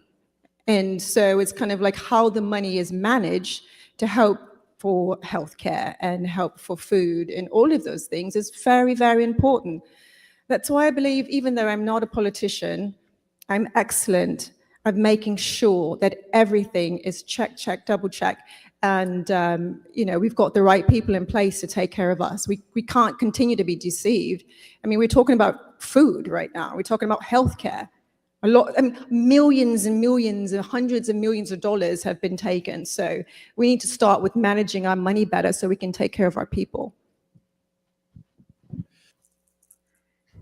I think to the point that several folks have said, this is a two-part question. The first is, how do we deliver and ensure we have the services? And the second is, how do we afford them? The first, we have to start with our students. If children are going to school and now we can afford them breakfast, we also need to ensure that they have a robust lunch and then after school ability for food if necessary as well. If you are hungry, you are not going to do well at school, let alone the things you have to do after school, especially if when you're going home, mom and dad are working their second and if mom and dad are working their second or third shift as well. To the other part of this question, we all feel that our taxes have been going up, but the revenue from our taxes is 30% of our budget. The other 70% of the city's budget comes from things like bonding, from federal and state aid, and some of those dollars are locked under specific boxes. In a time of terrible desperation like we are facing right now, we have to work with our county and state partners as well as the federal level to say, for this time, in this interim, we need to unlock some of these dollars to ensure that we can access things like affordable food and ensuring that everyone has the health care they need, especially our trans neighbors that are flooding to this city because they know that we are a safe haven for them. We have to ensure that we can continue providing that care. I would always fight to continue to increase access for healthcare and food. And I appreciated the mention of home and community-based services because that is a state issue. And for HCBS, one of the parts that I want to mention about is the fight for our PCA workers. And I was proud to lead on the fight to increase their wages, hearing stories at the Capitol of them getting paid $12 an hour, $13 an hour. These are folks that are working, handling folks with disabilities, doing things like changing them and bathing them, doing really meaningful work, and upping their salaries at the cap to $22 an hour. And I thought that was a huge victory that we should all be proud of. We know that right now our rights are under attack by a hostile federal government, which is why we led the fights on things like the Trans Refuge Bill and also the North Star Act, which would have made Minnesota a sanctuary state as a whole. But we know that right now we're at a point in which we have a government that's going to force us to either sacrifice our values or stand firm and lose funding, or the threat of losing funding. And we need a mayor that'll stand up now more than ever to fight back. Towards the food insecurity, we got to make sure that we have food accessible to everyone, especially in food deserts, things like Dinkytown for our students, and in the north side. Well, this is a problem that is a heck of a lot bigger than Minneapolis. It's a problem facing working people everywhere. Healthcare is a commodity in this country, so it operates with its own laws and the own social consequences. For working people, we are the vast majority. The scenario laid out in the question, there's only one place on planet Earth that exists, and that's in Cuba. And it took a revolution to make a healthcare system in Cuba that does that. As Malcolm X said, that's a real revolution. They overturned a system. That's why they have neighborhood doctors. That's why they train young people from around the world to be doctors, free, at no cost. That's why they send doctors around the world. That's why they have preventative health care, not coming after you when you're already sick. So it's a revolutionary working class way of looking at healthcare. And that's why the United States hates them so much.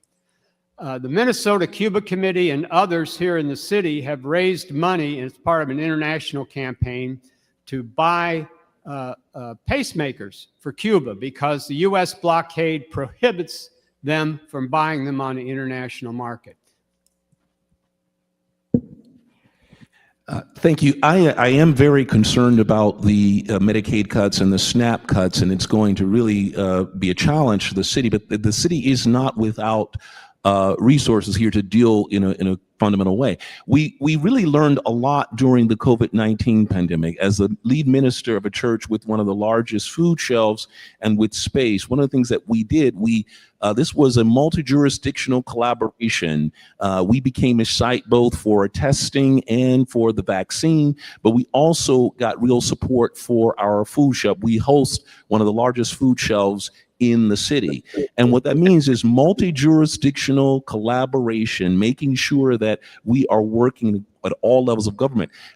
I would ask the public health department to scale up the range of services offers in preventive and community-based care, including telehealth and mobile health units. We did that during COVID, and we can continue to do that kind of thing. But strengthening partnerships, especially with federally qualified health centers, with schools and colleges, with Hennepin Healthcare, this is going to be that sort of on-the-ground work that we're going to have to do across jurisdictions. And finally, I do want to mention about food. Look, it was so proud in 2023 that the city created the Homegrown Minneapolis Food Council. And there is a food action plan that could tell us how to make sure that we have community gardens and urban farms to make sure that we're getting people good nutritional food.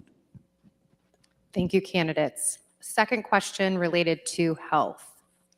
According to the City of Minneapolis website, the mission of the City of Minneapolis is to take strategic action to address climate change, dismantle institutional injustice, and close disparities in health, housing, public safety, and economic opportunities. In partnership with residents, city leaders help to ensure all communities thrive in a safe and healthy city. There are 659,000 Minnesotans living with a disability, including physical, intellectual, and neurological. And most of us will experience a disability over our lifetimes. Based on its mission, Minneapolis plays a critical role in creating an accessible city for all who live and work here. Based on the diverse ranges and types of disabilities, how will you work to improve city and environmental design to increase accessibility across the city for families and individuals? We'll start with candidate Dwayne Davis. Thank you so much. In thinking about that question, I do applaud the city's effort to improve sidewalks and pathways, making them free of obstruction and providing installing tactile paving so that people with disabilities can know where they are in a particular area. But we can go a little bit farther than that. We also, in terms of safety, we could start really deploying and investing in smart traffic lights and sensor technology so that we can provide real-time mobility assistance at major thoroughfares, at major intersections. Those are things we can do. But it goes down to this one thing too. The city has to be far more aggressive in seeking out and facilitating inclusive guidance from people who are living with disabilities. And I would like to formalize that by creating and funding an accessibility and inclusion task force that brings community leaders, advocates, and their families into conversation to make sure that we embed inclusion in policy, in design, in implementation, in evaluation. In essence, I keep saying over and over again, especially for certain populations, not about us, without us.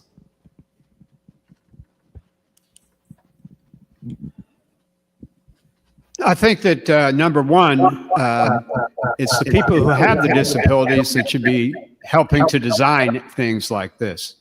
I know just several years ago, I lived in Boston, and they have a lot of these goofy brick streets and stuff.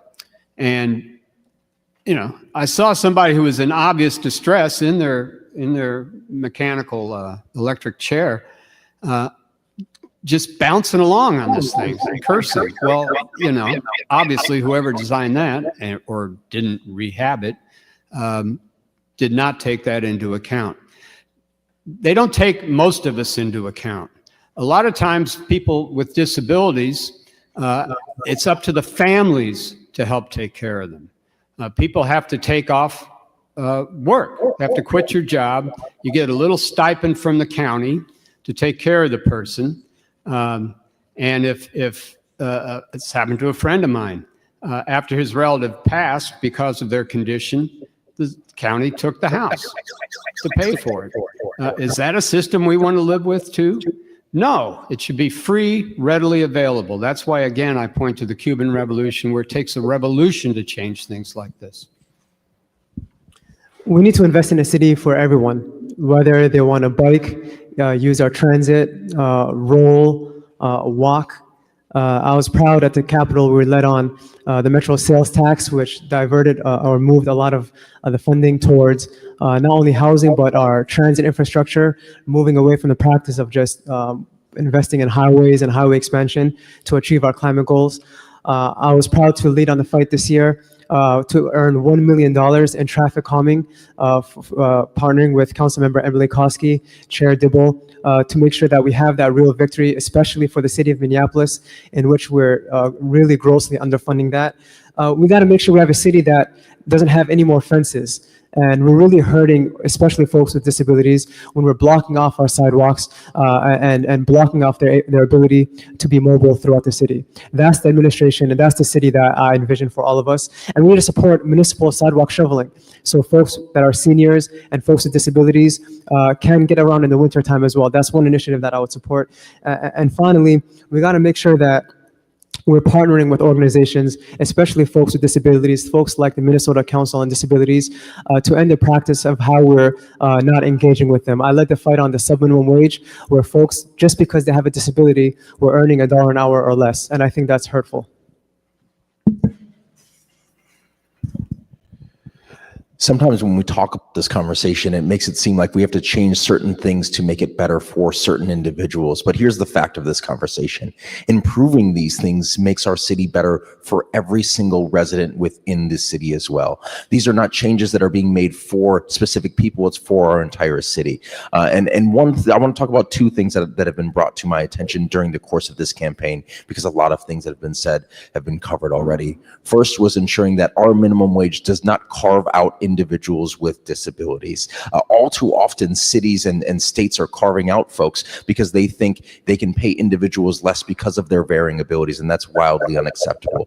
Not only fortifying that isn't true in the city of Minneapolis, but doubling down and saying that we're going to ensure that it's followed through upon these rules and regulations as well.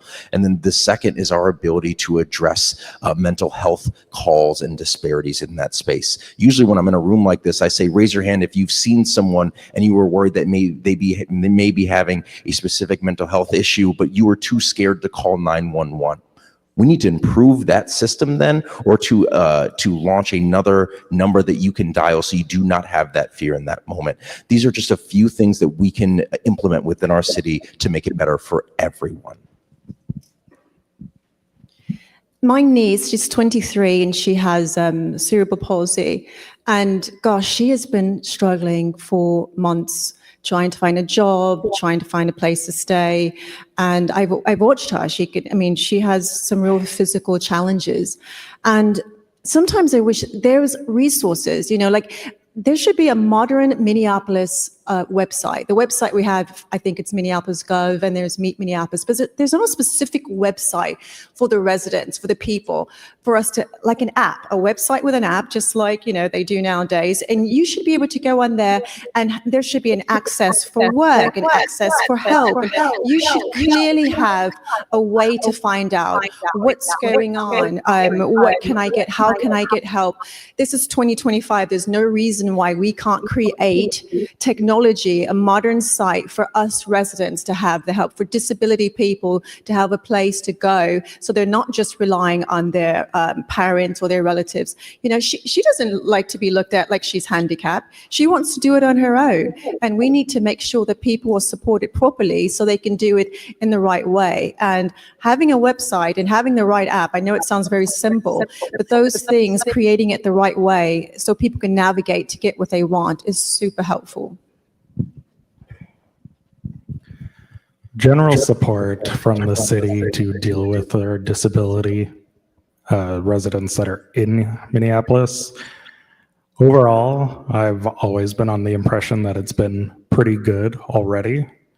Yes, there is always room for improvement. There needs to be enforcement of making sure that everyone has equal access to the services, but also dealing with just public issues like people parking on the sidewalks, blocking the intersections, making it impossible for those with disabilities to actually interact, because it is now difficult to get a hold of the people and there's no one to stand up for them outside, let alone other places that they just need help for. I'm super glad that everyone's getting every question, because I was afraid I would miss this one. This is the one that I think I can probably bring the most value to the table to, and I'd like to address this to Senator Fateh, because this is something that I would love every candidate and everybody in here to consider, is the concept of universal design. Jazz nailed it. Look it up on your phone. Ask your friends about it. Universal design is the idea of designing toward the least capable person. So this is pinch and zoom. This is scalloped curbs. These are technologies and design that are around. And if I were to send one message out in my campaign, and then again, I hope that Senator Fateh will take this back to St. Paul, is this idea that Minneapolis, the Twin Cities in general, but Minneapolis in particular, has an incredible creative class, and we can engage them around the concept of universal design in ways that will, as Jazz said, make things better for everybody. Universal design. Thanks, Troy. Yeah, obviously, I echo a lot of the great ideas that have been shared. I think that one of the perspectives that I bring to potential leadership for our city is that of somebody who works and drives and walks and commutes and hangs out in the city every single day and has for every single day of my life.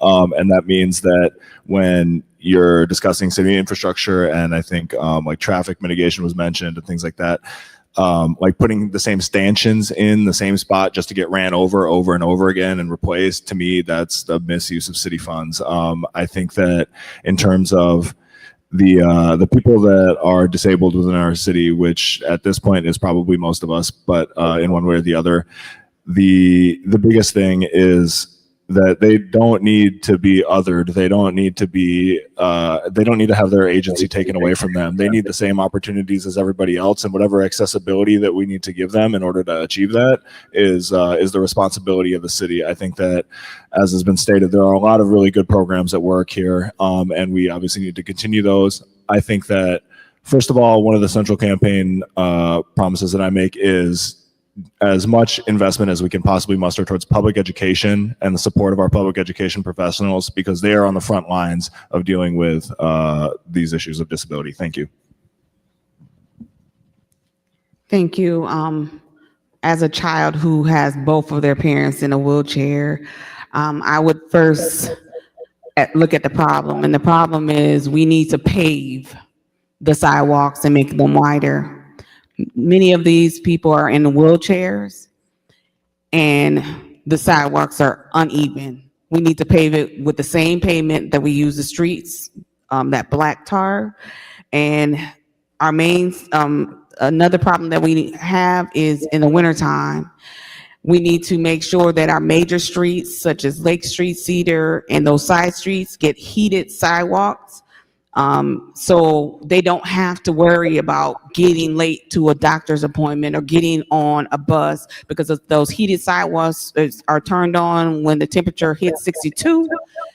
Those sidewalks are clear for them to at least get to the metro mobility. And I would want to make sure that our riders and our people in wheelchairs are respected, and make sure that the neighbors start shoveling their sidewalks on time.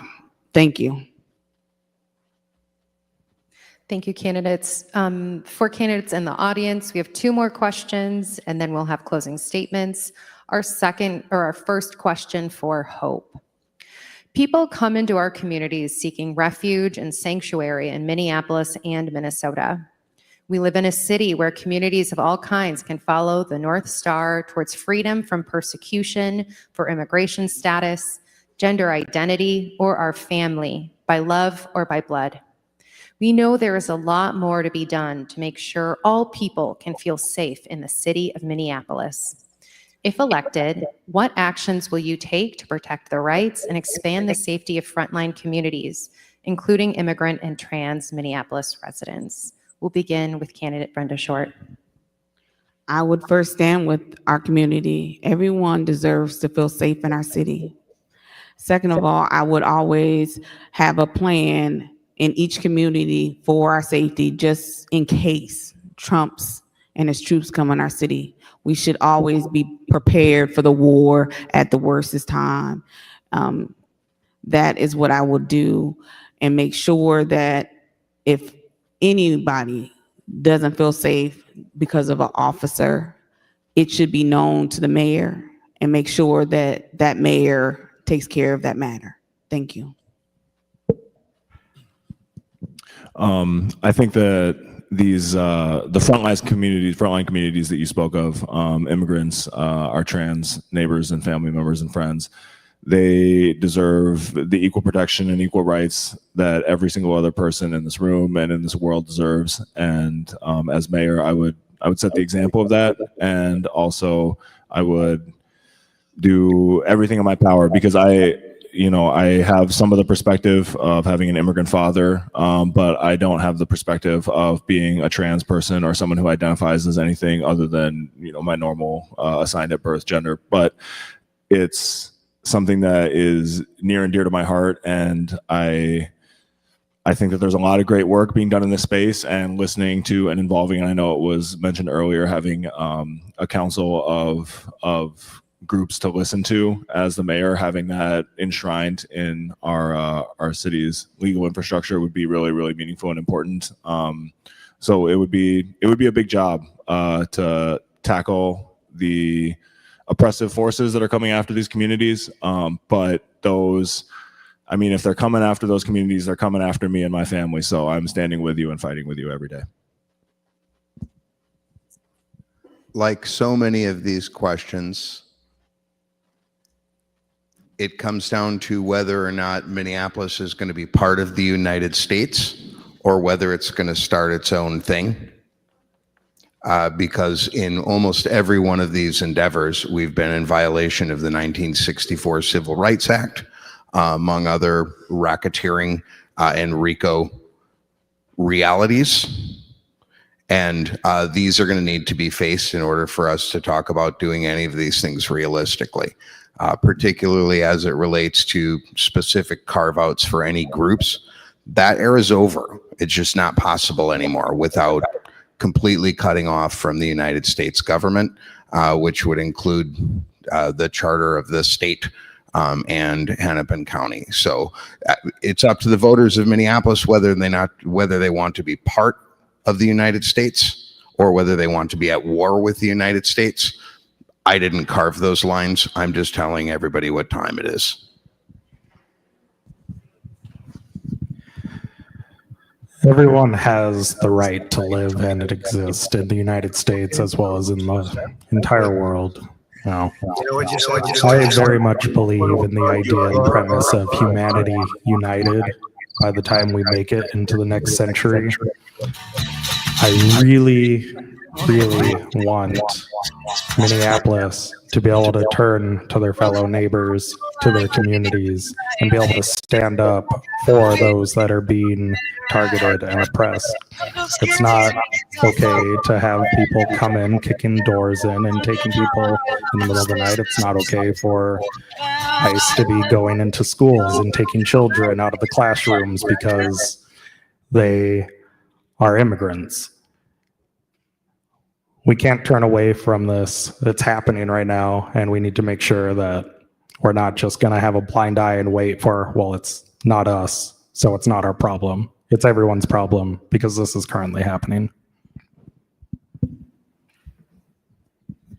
There must be protocols, right? So if I was mayor and I heard that, ICE would need to tell the mayor what's going on. That's what I don't understand. Like if ICE is going to set out to go into a school or go into a community or to a business, why on earth does the mayor not know about it first? And if he does, why doesn't he make sure you have people in place to make sure that everyone's protected? I mean, it just makes sense to me.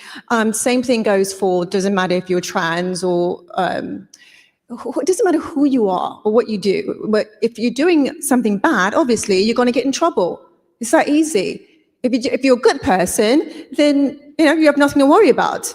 But obviously, we've got some bad people in the world who want to hurt other people based off of what they look like. And that's why we've got laws in place for that. But, as mayor, for people who want to go around and hurt people, we've got to just lock it down and make sure that's not going to happen. And having the right teams in place and making sure that every ward is communicating with each other. And the mayor needs to know what's going on and to make sure the proper people are in place so we are all protected. There's no way that Minneapolis would support hurting someone else. So at the end of the day, we got each other's back here. I think so. This is why I've loved Minneapolis for my entire life and why I've lived within a few miles of where we're sitting each and every day of my life. because we show up for our neighbors, whether they are our immigrant neighbors or they are our trans neighbors or anyone else. And so what do we have to do in this moment?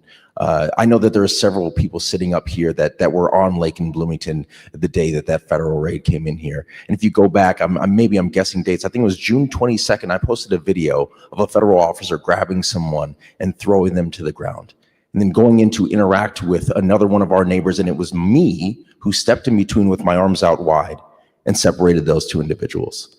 That's what I believe the Minneapolis Police Department should be doing in these moments, not Jazz Hampton. That is what we should empower them to do and also hold them accountable to subsequently. That is how we should be showing up in these moments. If you don't know, my day job is I left my legal career as a lawyer, a courtroom lawyer, to start a company called Turn Signal. It connects drivers to an attorney on a video call instantly when they've been pulled over. We serve over 200,000 people across the United States, and it's used multiple times a day right now. We need this kind of innovation to step up for our neighbors. So this isn't hypothetical. These are the solutions that we need to deliver as a city for our neighbors if we're going to continue to stand up for them as we always have. If elected mayor, I'd work to make Minneapolis the most welcoming, inclusive city that creates a sense of belonging and protects everyone, period. And that means also not allowing MPD to assist ICE in any capacity, whether it is collaboration, whether it is crowd control, whether it is any capacity, period. And as Jazz mentioned right now, I think we've all seen what happened on Lake and Bloomington on June 3rd. Now, as the chair of the Senate Higher Education Committee, I've seen how scary it has been for our undocumented students also, getting picked off campus sometimes in the dead of night with families not knowing where they're going, lawyers not knowing where they're at, and campus presidents and college presidents afraid to do something out of fear of losing funding. So again, we're in a moment in which we have a choice to make, sacrifice our values or lose funding. And we have to stand firm and build that cross-jurisdictional power to make up for those gaps in funding. We got to fund services and outreach throughout the city. That means listening to our trans neighbors and not allowing things like the Trans Equity Council Trans Equity Summit to get canceled as it was in 2024, and partnering with COPAL and UNIDOS and immigrant groups that do things like know your rights counseling and fights things like wage theft. The capitalists use immigration to divide the working class. They use it when they need labor, they relax it, and when they think labor is tight, they tighten it up. But they use it to attack our class. What we need is a union-led fight for amnesty for all immigrant workers to end these arrests and these deportations. It's been done once before under Ronald Reagan in 1986. 3 million Salvadorans received amnesty. So we can fight for it again. I encourage people to remember what happened in 2006, the day without immigrants, May 1st. Millions of workers across the country, immigrant and not, went on strike. Meatpacking plants here in the Midwest were shut down. The plant I worked in was shut down. It was a very powerful statement. And that's what we need more of today, a united class. 10 seconds left. Oh my God. Let me just say, we are against discrimination against people because of their sexual orientation or their identity in housing, employment, education, or anything else, and that should be enforced. Thank you. And I just want to start from where you left off about anti-discrimination. We're against discrimination. The city has prescribed anti-discrimination both for immigrants and for our trans residents. And so some of this is going to be about an aggressive enforcement and legal response. That question said, how do we protect the rights? I really do believe that this needs to be where the city attorney is in close collaboration with the state attorney general to make sure that we have an aggressive response for either injunctive relief or a major suit, especially when the city has standing. But I also want to talk about how we empower our citizens too. You know, one of the reasons we did not have that Trans Equity Summit is because sometimes we pay lip service to the things that we've done. We've only used them as symbol. So my point is that racial equity, inclusion, and belonging office should be an office with real teeth, with people empowered to get things done and get things moving. And the whole city enterprise should be in close interagency collaboration with that office to make sure that we're hearing from immigrant communities, that we're hearing from our trans residents, that we are working with the organizations, that are the advocacy organizations and rights organizations that are dealing with this issue.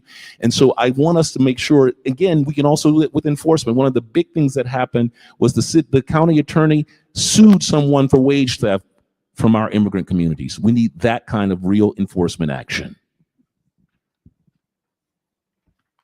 Thank you, candidates. This is our last question before closing statements. Second question related to the value of hope. The city of Minneapolis is made stronger when neighbors, community leaders, and elected officials build trusting and value-led partnerships. Whether that's designing urban hubs, creating transparent and welcoming policies, or protecting our soil, water, and air. We all have a role to play in making Minneapolis a better place to call home. What do city officials need from the compassionate and creative residents of Minneapolis? And in what concrete ways will you involve community voices at every stage of the creation of public policy? Candidate Dwayne Davis. Thank you so much. When I first moved to the neighborhood I live in, North Minneapolis, I had the great privilege of being neighbors with people who were very involved in our neighborhood association. And I learned about the real long and fruitful history of neighborhood associations here in Minneapolis through the NRP program. And over the last few years, that relationship has grown distant. And what I have been saying on the stomp and at forums is I want to go back to relationship with neighborhood associations where we're on the ground talking, getting feedback, also where neighborhood associations could be on the front line of things that we need to do around, say, protecting our immigrant neighbors or learning how to meet our zero waste goals in the climate change area. We need strong neighborhoods operating. By the way, that's also very critically important right now too, because in government work, Washington is no longer a reliable partner with us. And so we are now in a moment where this is an all hands on deck, whole of government, whole of neighborhood effort to deal with our issues. And you are going to be a part of that in my administration.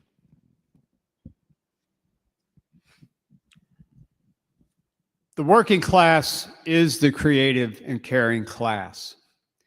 It's through our labor, transforming nature, that we create all wealth. And we're the only class with no interest in exploitation. Our interest is always first and foremost in solidarity. And you can see it from strikes to the response to natural disasters that occur around this country and around the world. But our class, to have that kind of power to change things, has to be independent of the Democratic and Republican parties. Those are the parties of the bosses. We need our own movement to fight to take power out of their hands and build the kind of society based on solidarity that will put an end to this capitalist nightmare. From running my first race in 2020 as senator or for Senate, to becoming a senator, community and community voices has always been at the center and on the front lines in the fight towards justice and a lot of the legislation that we got across the finish line. And as a senator, as a Minneapolis delegation member, I've seen firsthand that right now, more than ever, we need a mayor that fights alongside community and not against community. And that's what we have right now. We have a mayor that's actively fighting against community, calling community projects pet projects, and rather than working to collaborate, working to explain away why things are not happening. I've seen firsthand our immigrant communities lead on fights like the Uber and Lyft legislation, which was led by immigrants. The North Star Promise, which I was a chief author on, providing tuition-free college for working families, in which 46,000 students are now benefiting from. That was led by immigrant students. which, by the way, they fought to include undocumented students. So that's the vision we need to have. In all legislation and all policy making, we got to think about including everyone and not leaving anyone behind. And right now, more than ever, we deserve a city and a mayor that's accountable to us. I couldn't that we have to center the voices of the individuals that are most affected. If you've been at one of these before, you might have heard me say that we always say like a rising tide will lift all boats, but some of our boats have a hole in them. And we have to address that hole for those residents before we can even think about a rising tide that would flood some of their boats. And that's the work we have to do. You know, I think about growing up, my mom used to open the oven to heat the house, starting from the kitchen and going to the living room. And we'd put the plastic wrap around the windows in the winter. It's because our house wasn't insulated properly. These are the things that we have to think about with our neighbors and how to address them. But guess you asked my mom to come to a community event to give her voice in this moment. You know what she would say? I'm working the night shift. We have to work harder than we are currently working to actively seek out these voices, sending a text message with a survey and saying, come to a community forum, working their second shift, or when they are trying to put food on the table is not how we actively include these voices. My wife she didn't even get to go to the caucus process in this city because she said, Jazz, we don't have a babysitter. We have to actively take steps to make sure these voices can feel welcome and we made them available to be heard. I love Minneapolis.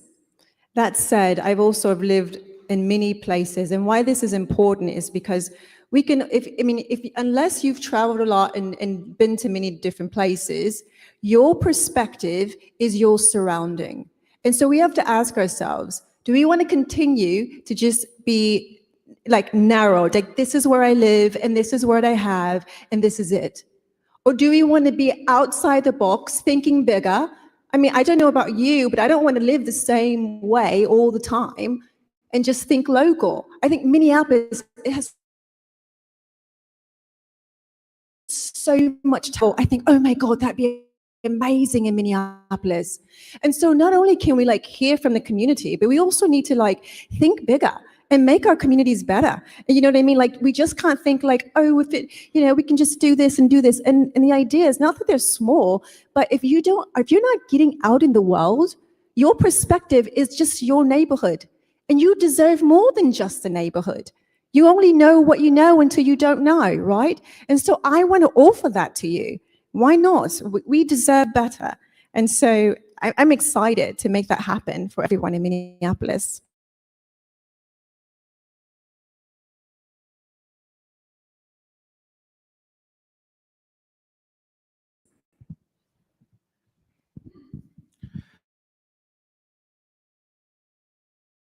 Time, even forums like this, you know, if you're having your council members and the mayor sit down and open the floor to all of you to be able to come up, ask questions, that should be a regular thing. It should be not just once a year, maybe at a press conference. We could be having this every month, twice a month, 3 times a month, where we can all collaborate and talk, sort out what are the problems that are going on in your community, what is happening around your neighborhood that we can address and fix. You know, I don't sleep typically at all. I'm always awake. My time is your time. If you need help, I'm always available. The North Star Promise currently has the entire Minnesota State college system under federal investigation for discrimination against the citizens of the United States who live in Minnesota. It seems inevitable that that's going to end up causing the state a bunch of problems. Downstream from that is 1987's 43A.191, which is also currently has the entire state, including the Department of Human Services, under federal investigation. An even more radical extension of that is the city of Minneapolis's 2017 small and underutilized business program, which is going to cause a crowdsourcing of large-scale fraud and racketeering investigations into every single city vendor that has received funds through the city, be they federal, state, or city funds. Those things need to be looked at realistically before we can talk about any of these other things. There's a lot of hell to pay. There's been 65 years of FA, and we are now in the FO stage.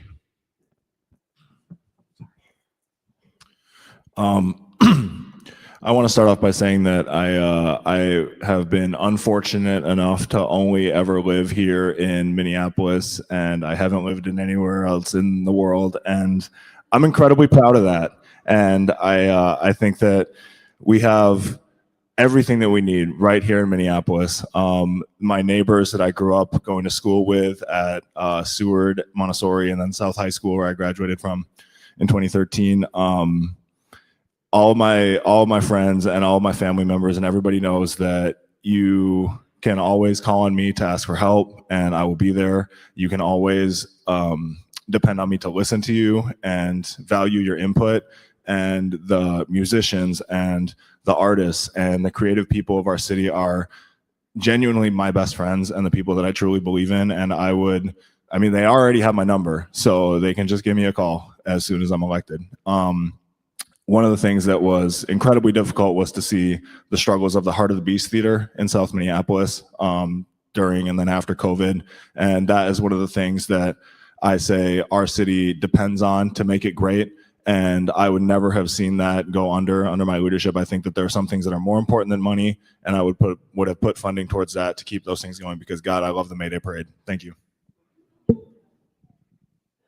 Thank you. I would start the Zoom meeting option. I run a respite care, so I take care of my seniors and my veterans, and some of my staff work overnight now. So sometimes they want to tell me things, so they send me a Zoom meeting video. So when I get up, I can see what the concerns they have, and I send them a Zoom meeting response back, because sometimes everyone works a different shift. The working class works a different shift. And when you have a problem or you're thinking about that problem, it may be in the middle of the night. So if you make that Zoom meeting conference call and send it to me, I will respond back to you so you can read it or listen to it when you have your time. I want to hear from every part of the city, even if you work the third shift.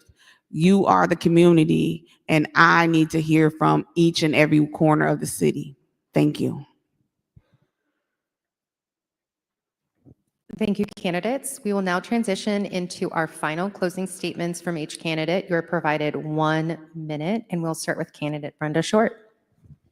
Well, I'm running for mayor because I'm afraid. I'm afraid that Minneapolis will be the next Detroit, Michigan. I'm afraid that the working class families will be forced out of their homes because we no longer can afford them. I'm afraid that the low income family like myself will be the next unhoused neighbors. If you sit in these seats and not afraid, you should be. See, I used to be homeless in the streets of Minneapolis, so I understand we need a permanent solution, not a temporary fix. I have a 27-year background in finance, so I know we need a leader that starts balancing a budget so we can all afford to live here. I also have a background in criminal justice, so I need our community members and our peace officers to work together so we can all feel safe in our city. Thank you. My name is Brenda Short, your next city mayor. Thank you.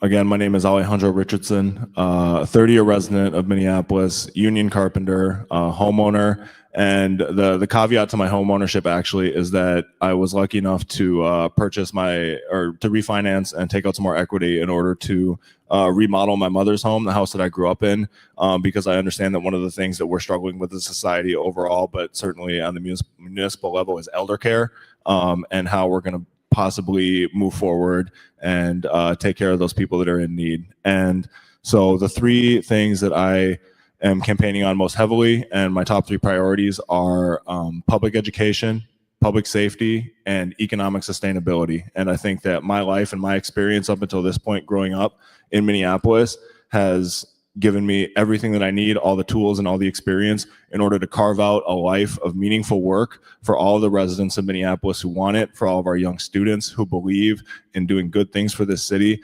I can be that leader for those people and for all of Minneapolis. Thank you.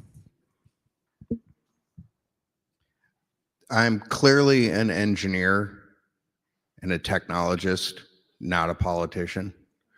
I aim to add value by saying things that are unpopular but true and necessary to understand. Whoever wins this race, and I hope it's anybody at this table except me, I just don't want the job. Whoever wins, I want, right? Everybody here wants that person to be successful, right? Everybody, any one of you guys, I want to be able to help you out in whatever that is. But the thing I would love to have everybody take away is the idea of utilizing and maximizing the people of Minneapolis, particularly the creatives of Minneapolis in a universally designed city. This is, bring that back to your people, to the asshole Republicans, sorry, I didn't mean to swear, but to the other people as well. Universal design.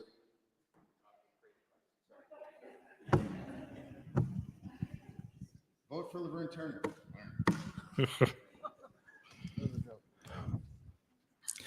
I'm Xavier Pocky. I'm a security guard overnight at the U of M, making sure to the glorified babysitter for most of the college students at this point.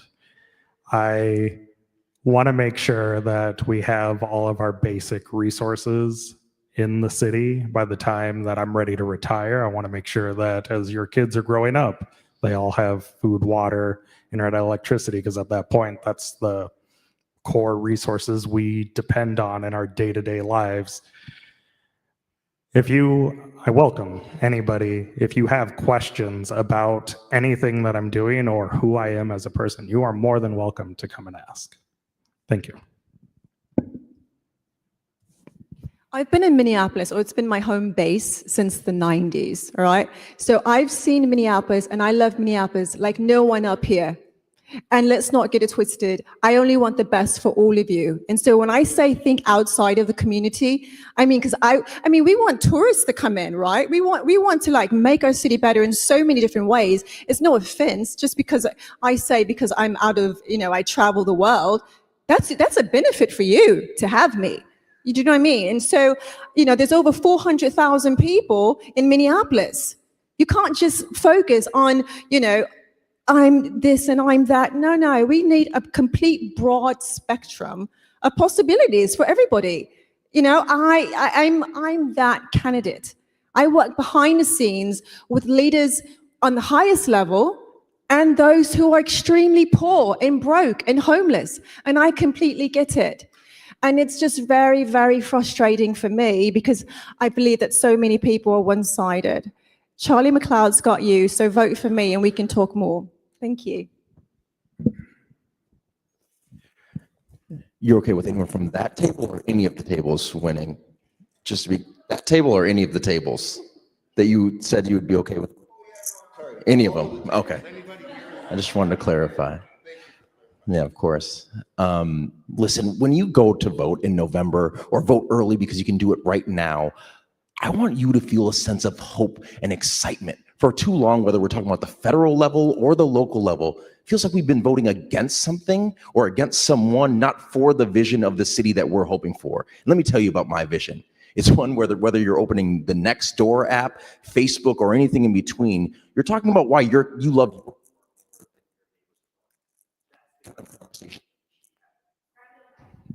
Hello? Okay. This one will work. Why your park is your favorite compared to the neighboring one, or the restaurant in your neighborhood you love more than the other one. This is the kind of conversation we should be having in the city of Minneapolis. And as mayor, my goal is to unify this city. Listen, if you have a diversity of thought with how we lead,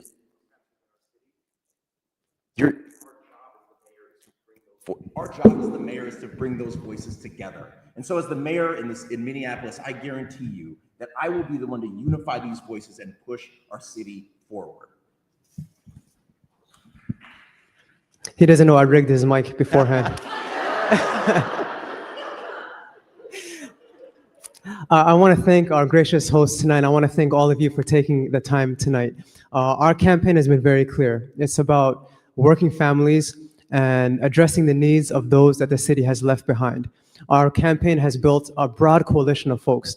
I'm honored to be endorsed as the first choice candidate by 6 of the 13 city council members, including our president and vice president, a whole host of state legislators from the progressive wing to the Blue Dog Moderate Caucus members, to show that despite our differences, we can still work together to get things done.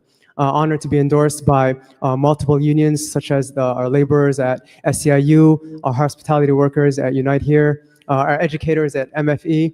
I'm honored to have built a broad coalition of renters and immigrants, transit riders, seniors, young people, because now more than ever, it's about building a city that works for all of us, block by block, neighbor by neighbor, building a city for all of us and those that come after us. Thank you. I want to thank everybody too for letting us have this civil discussion this evening. You know, every election you hear a lot of ideas to confront the consequences of the capitalist system for working people and others. And fighting for reforms is good. We need to do that. But the problem is, if you leave the system untouched, those social pathologies will just be created again and again and again. That's why we put forward a course through the Socialist Workers Campaign for working people, a class struggle course that can strengthen our confidence, that can strengthen the confidence in our own worth, to organize and to fight against capitalism and to build a better system for working people to take political power out of the hands of the capitalist class and join the worldwide struggle for socialism. It's a bigger perspective than Minneapolis, but it's the only way we're going to prevent, as Lenin called them, the civilized hyenas in power today from leading us to fascism and war. Thank you to the host. Thank you to all of you for being here tonight. You heard me say earlier tonight that Minneapolis has an abundance of riches in people, creativity, ideas, and a great tradition in the tradition of the great Hubert Humphrey, who was courageous enough to fight for racial justice at a time when it was not popular.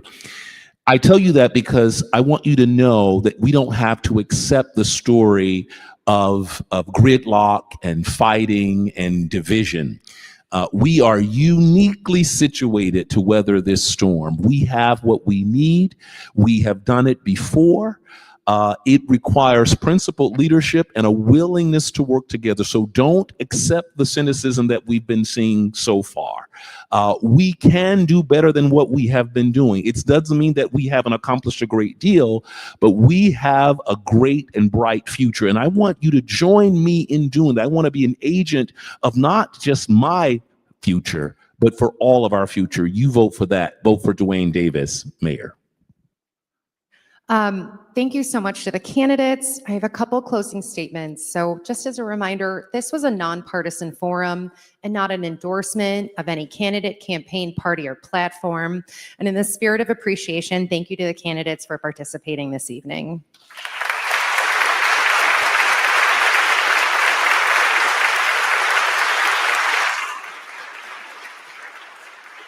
I would also like to extend a big thank you to our event hosts tonight and all of the volunteers that they wrangled together, Holy Trinity Lutheran Church, for opening your doors to so many Minneapolis residents.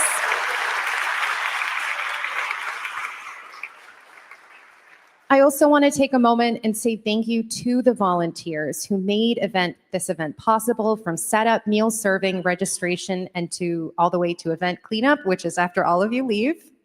I'd also like to say thank you to the voter education table groups this evening: Fair Vote Minnesota, Hennepin County Voter Outreach, and League of Women Voters. I'd like to give a really big thank you to event co-hosts for this evening: the Arc of Minnesota, Rev Up Minnesota, Out Front Minnesota, Copal, Minnesota, Open Arms, Claire Housing, Autism Society of Minnesota, New American Development Center, Minnesota Brain Injury Alliance, Jewish Community Action, IATA Leads, Aliveness Project, and Empower Diaspora.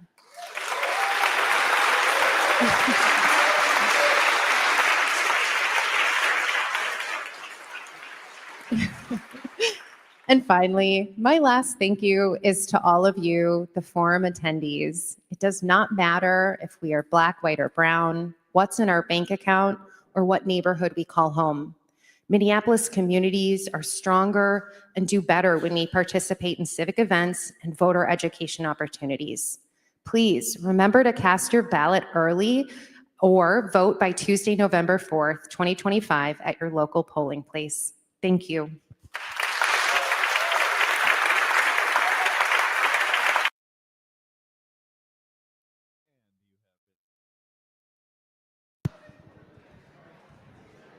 And you have been listening to live special coverage on AM 950 of the Home Health Hope Minneapolis Mayoral Candidate and Voter Education Forum.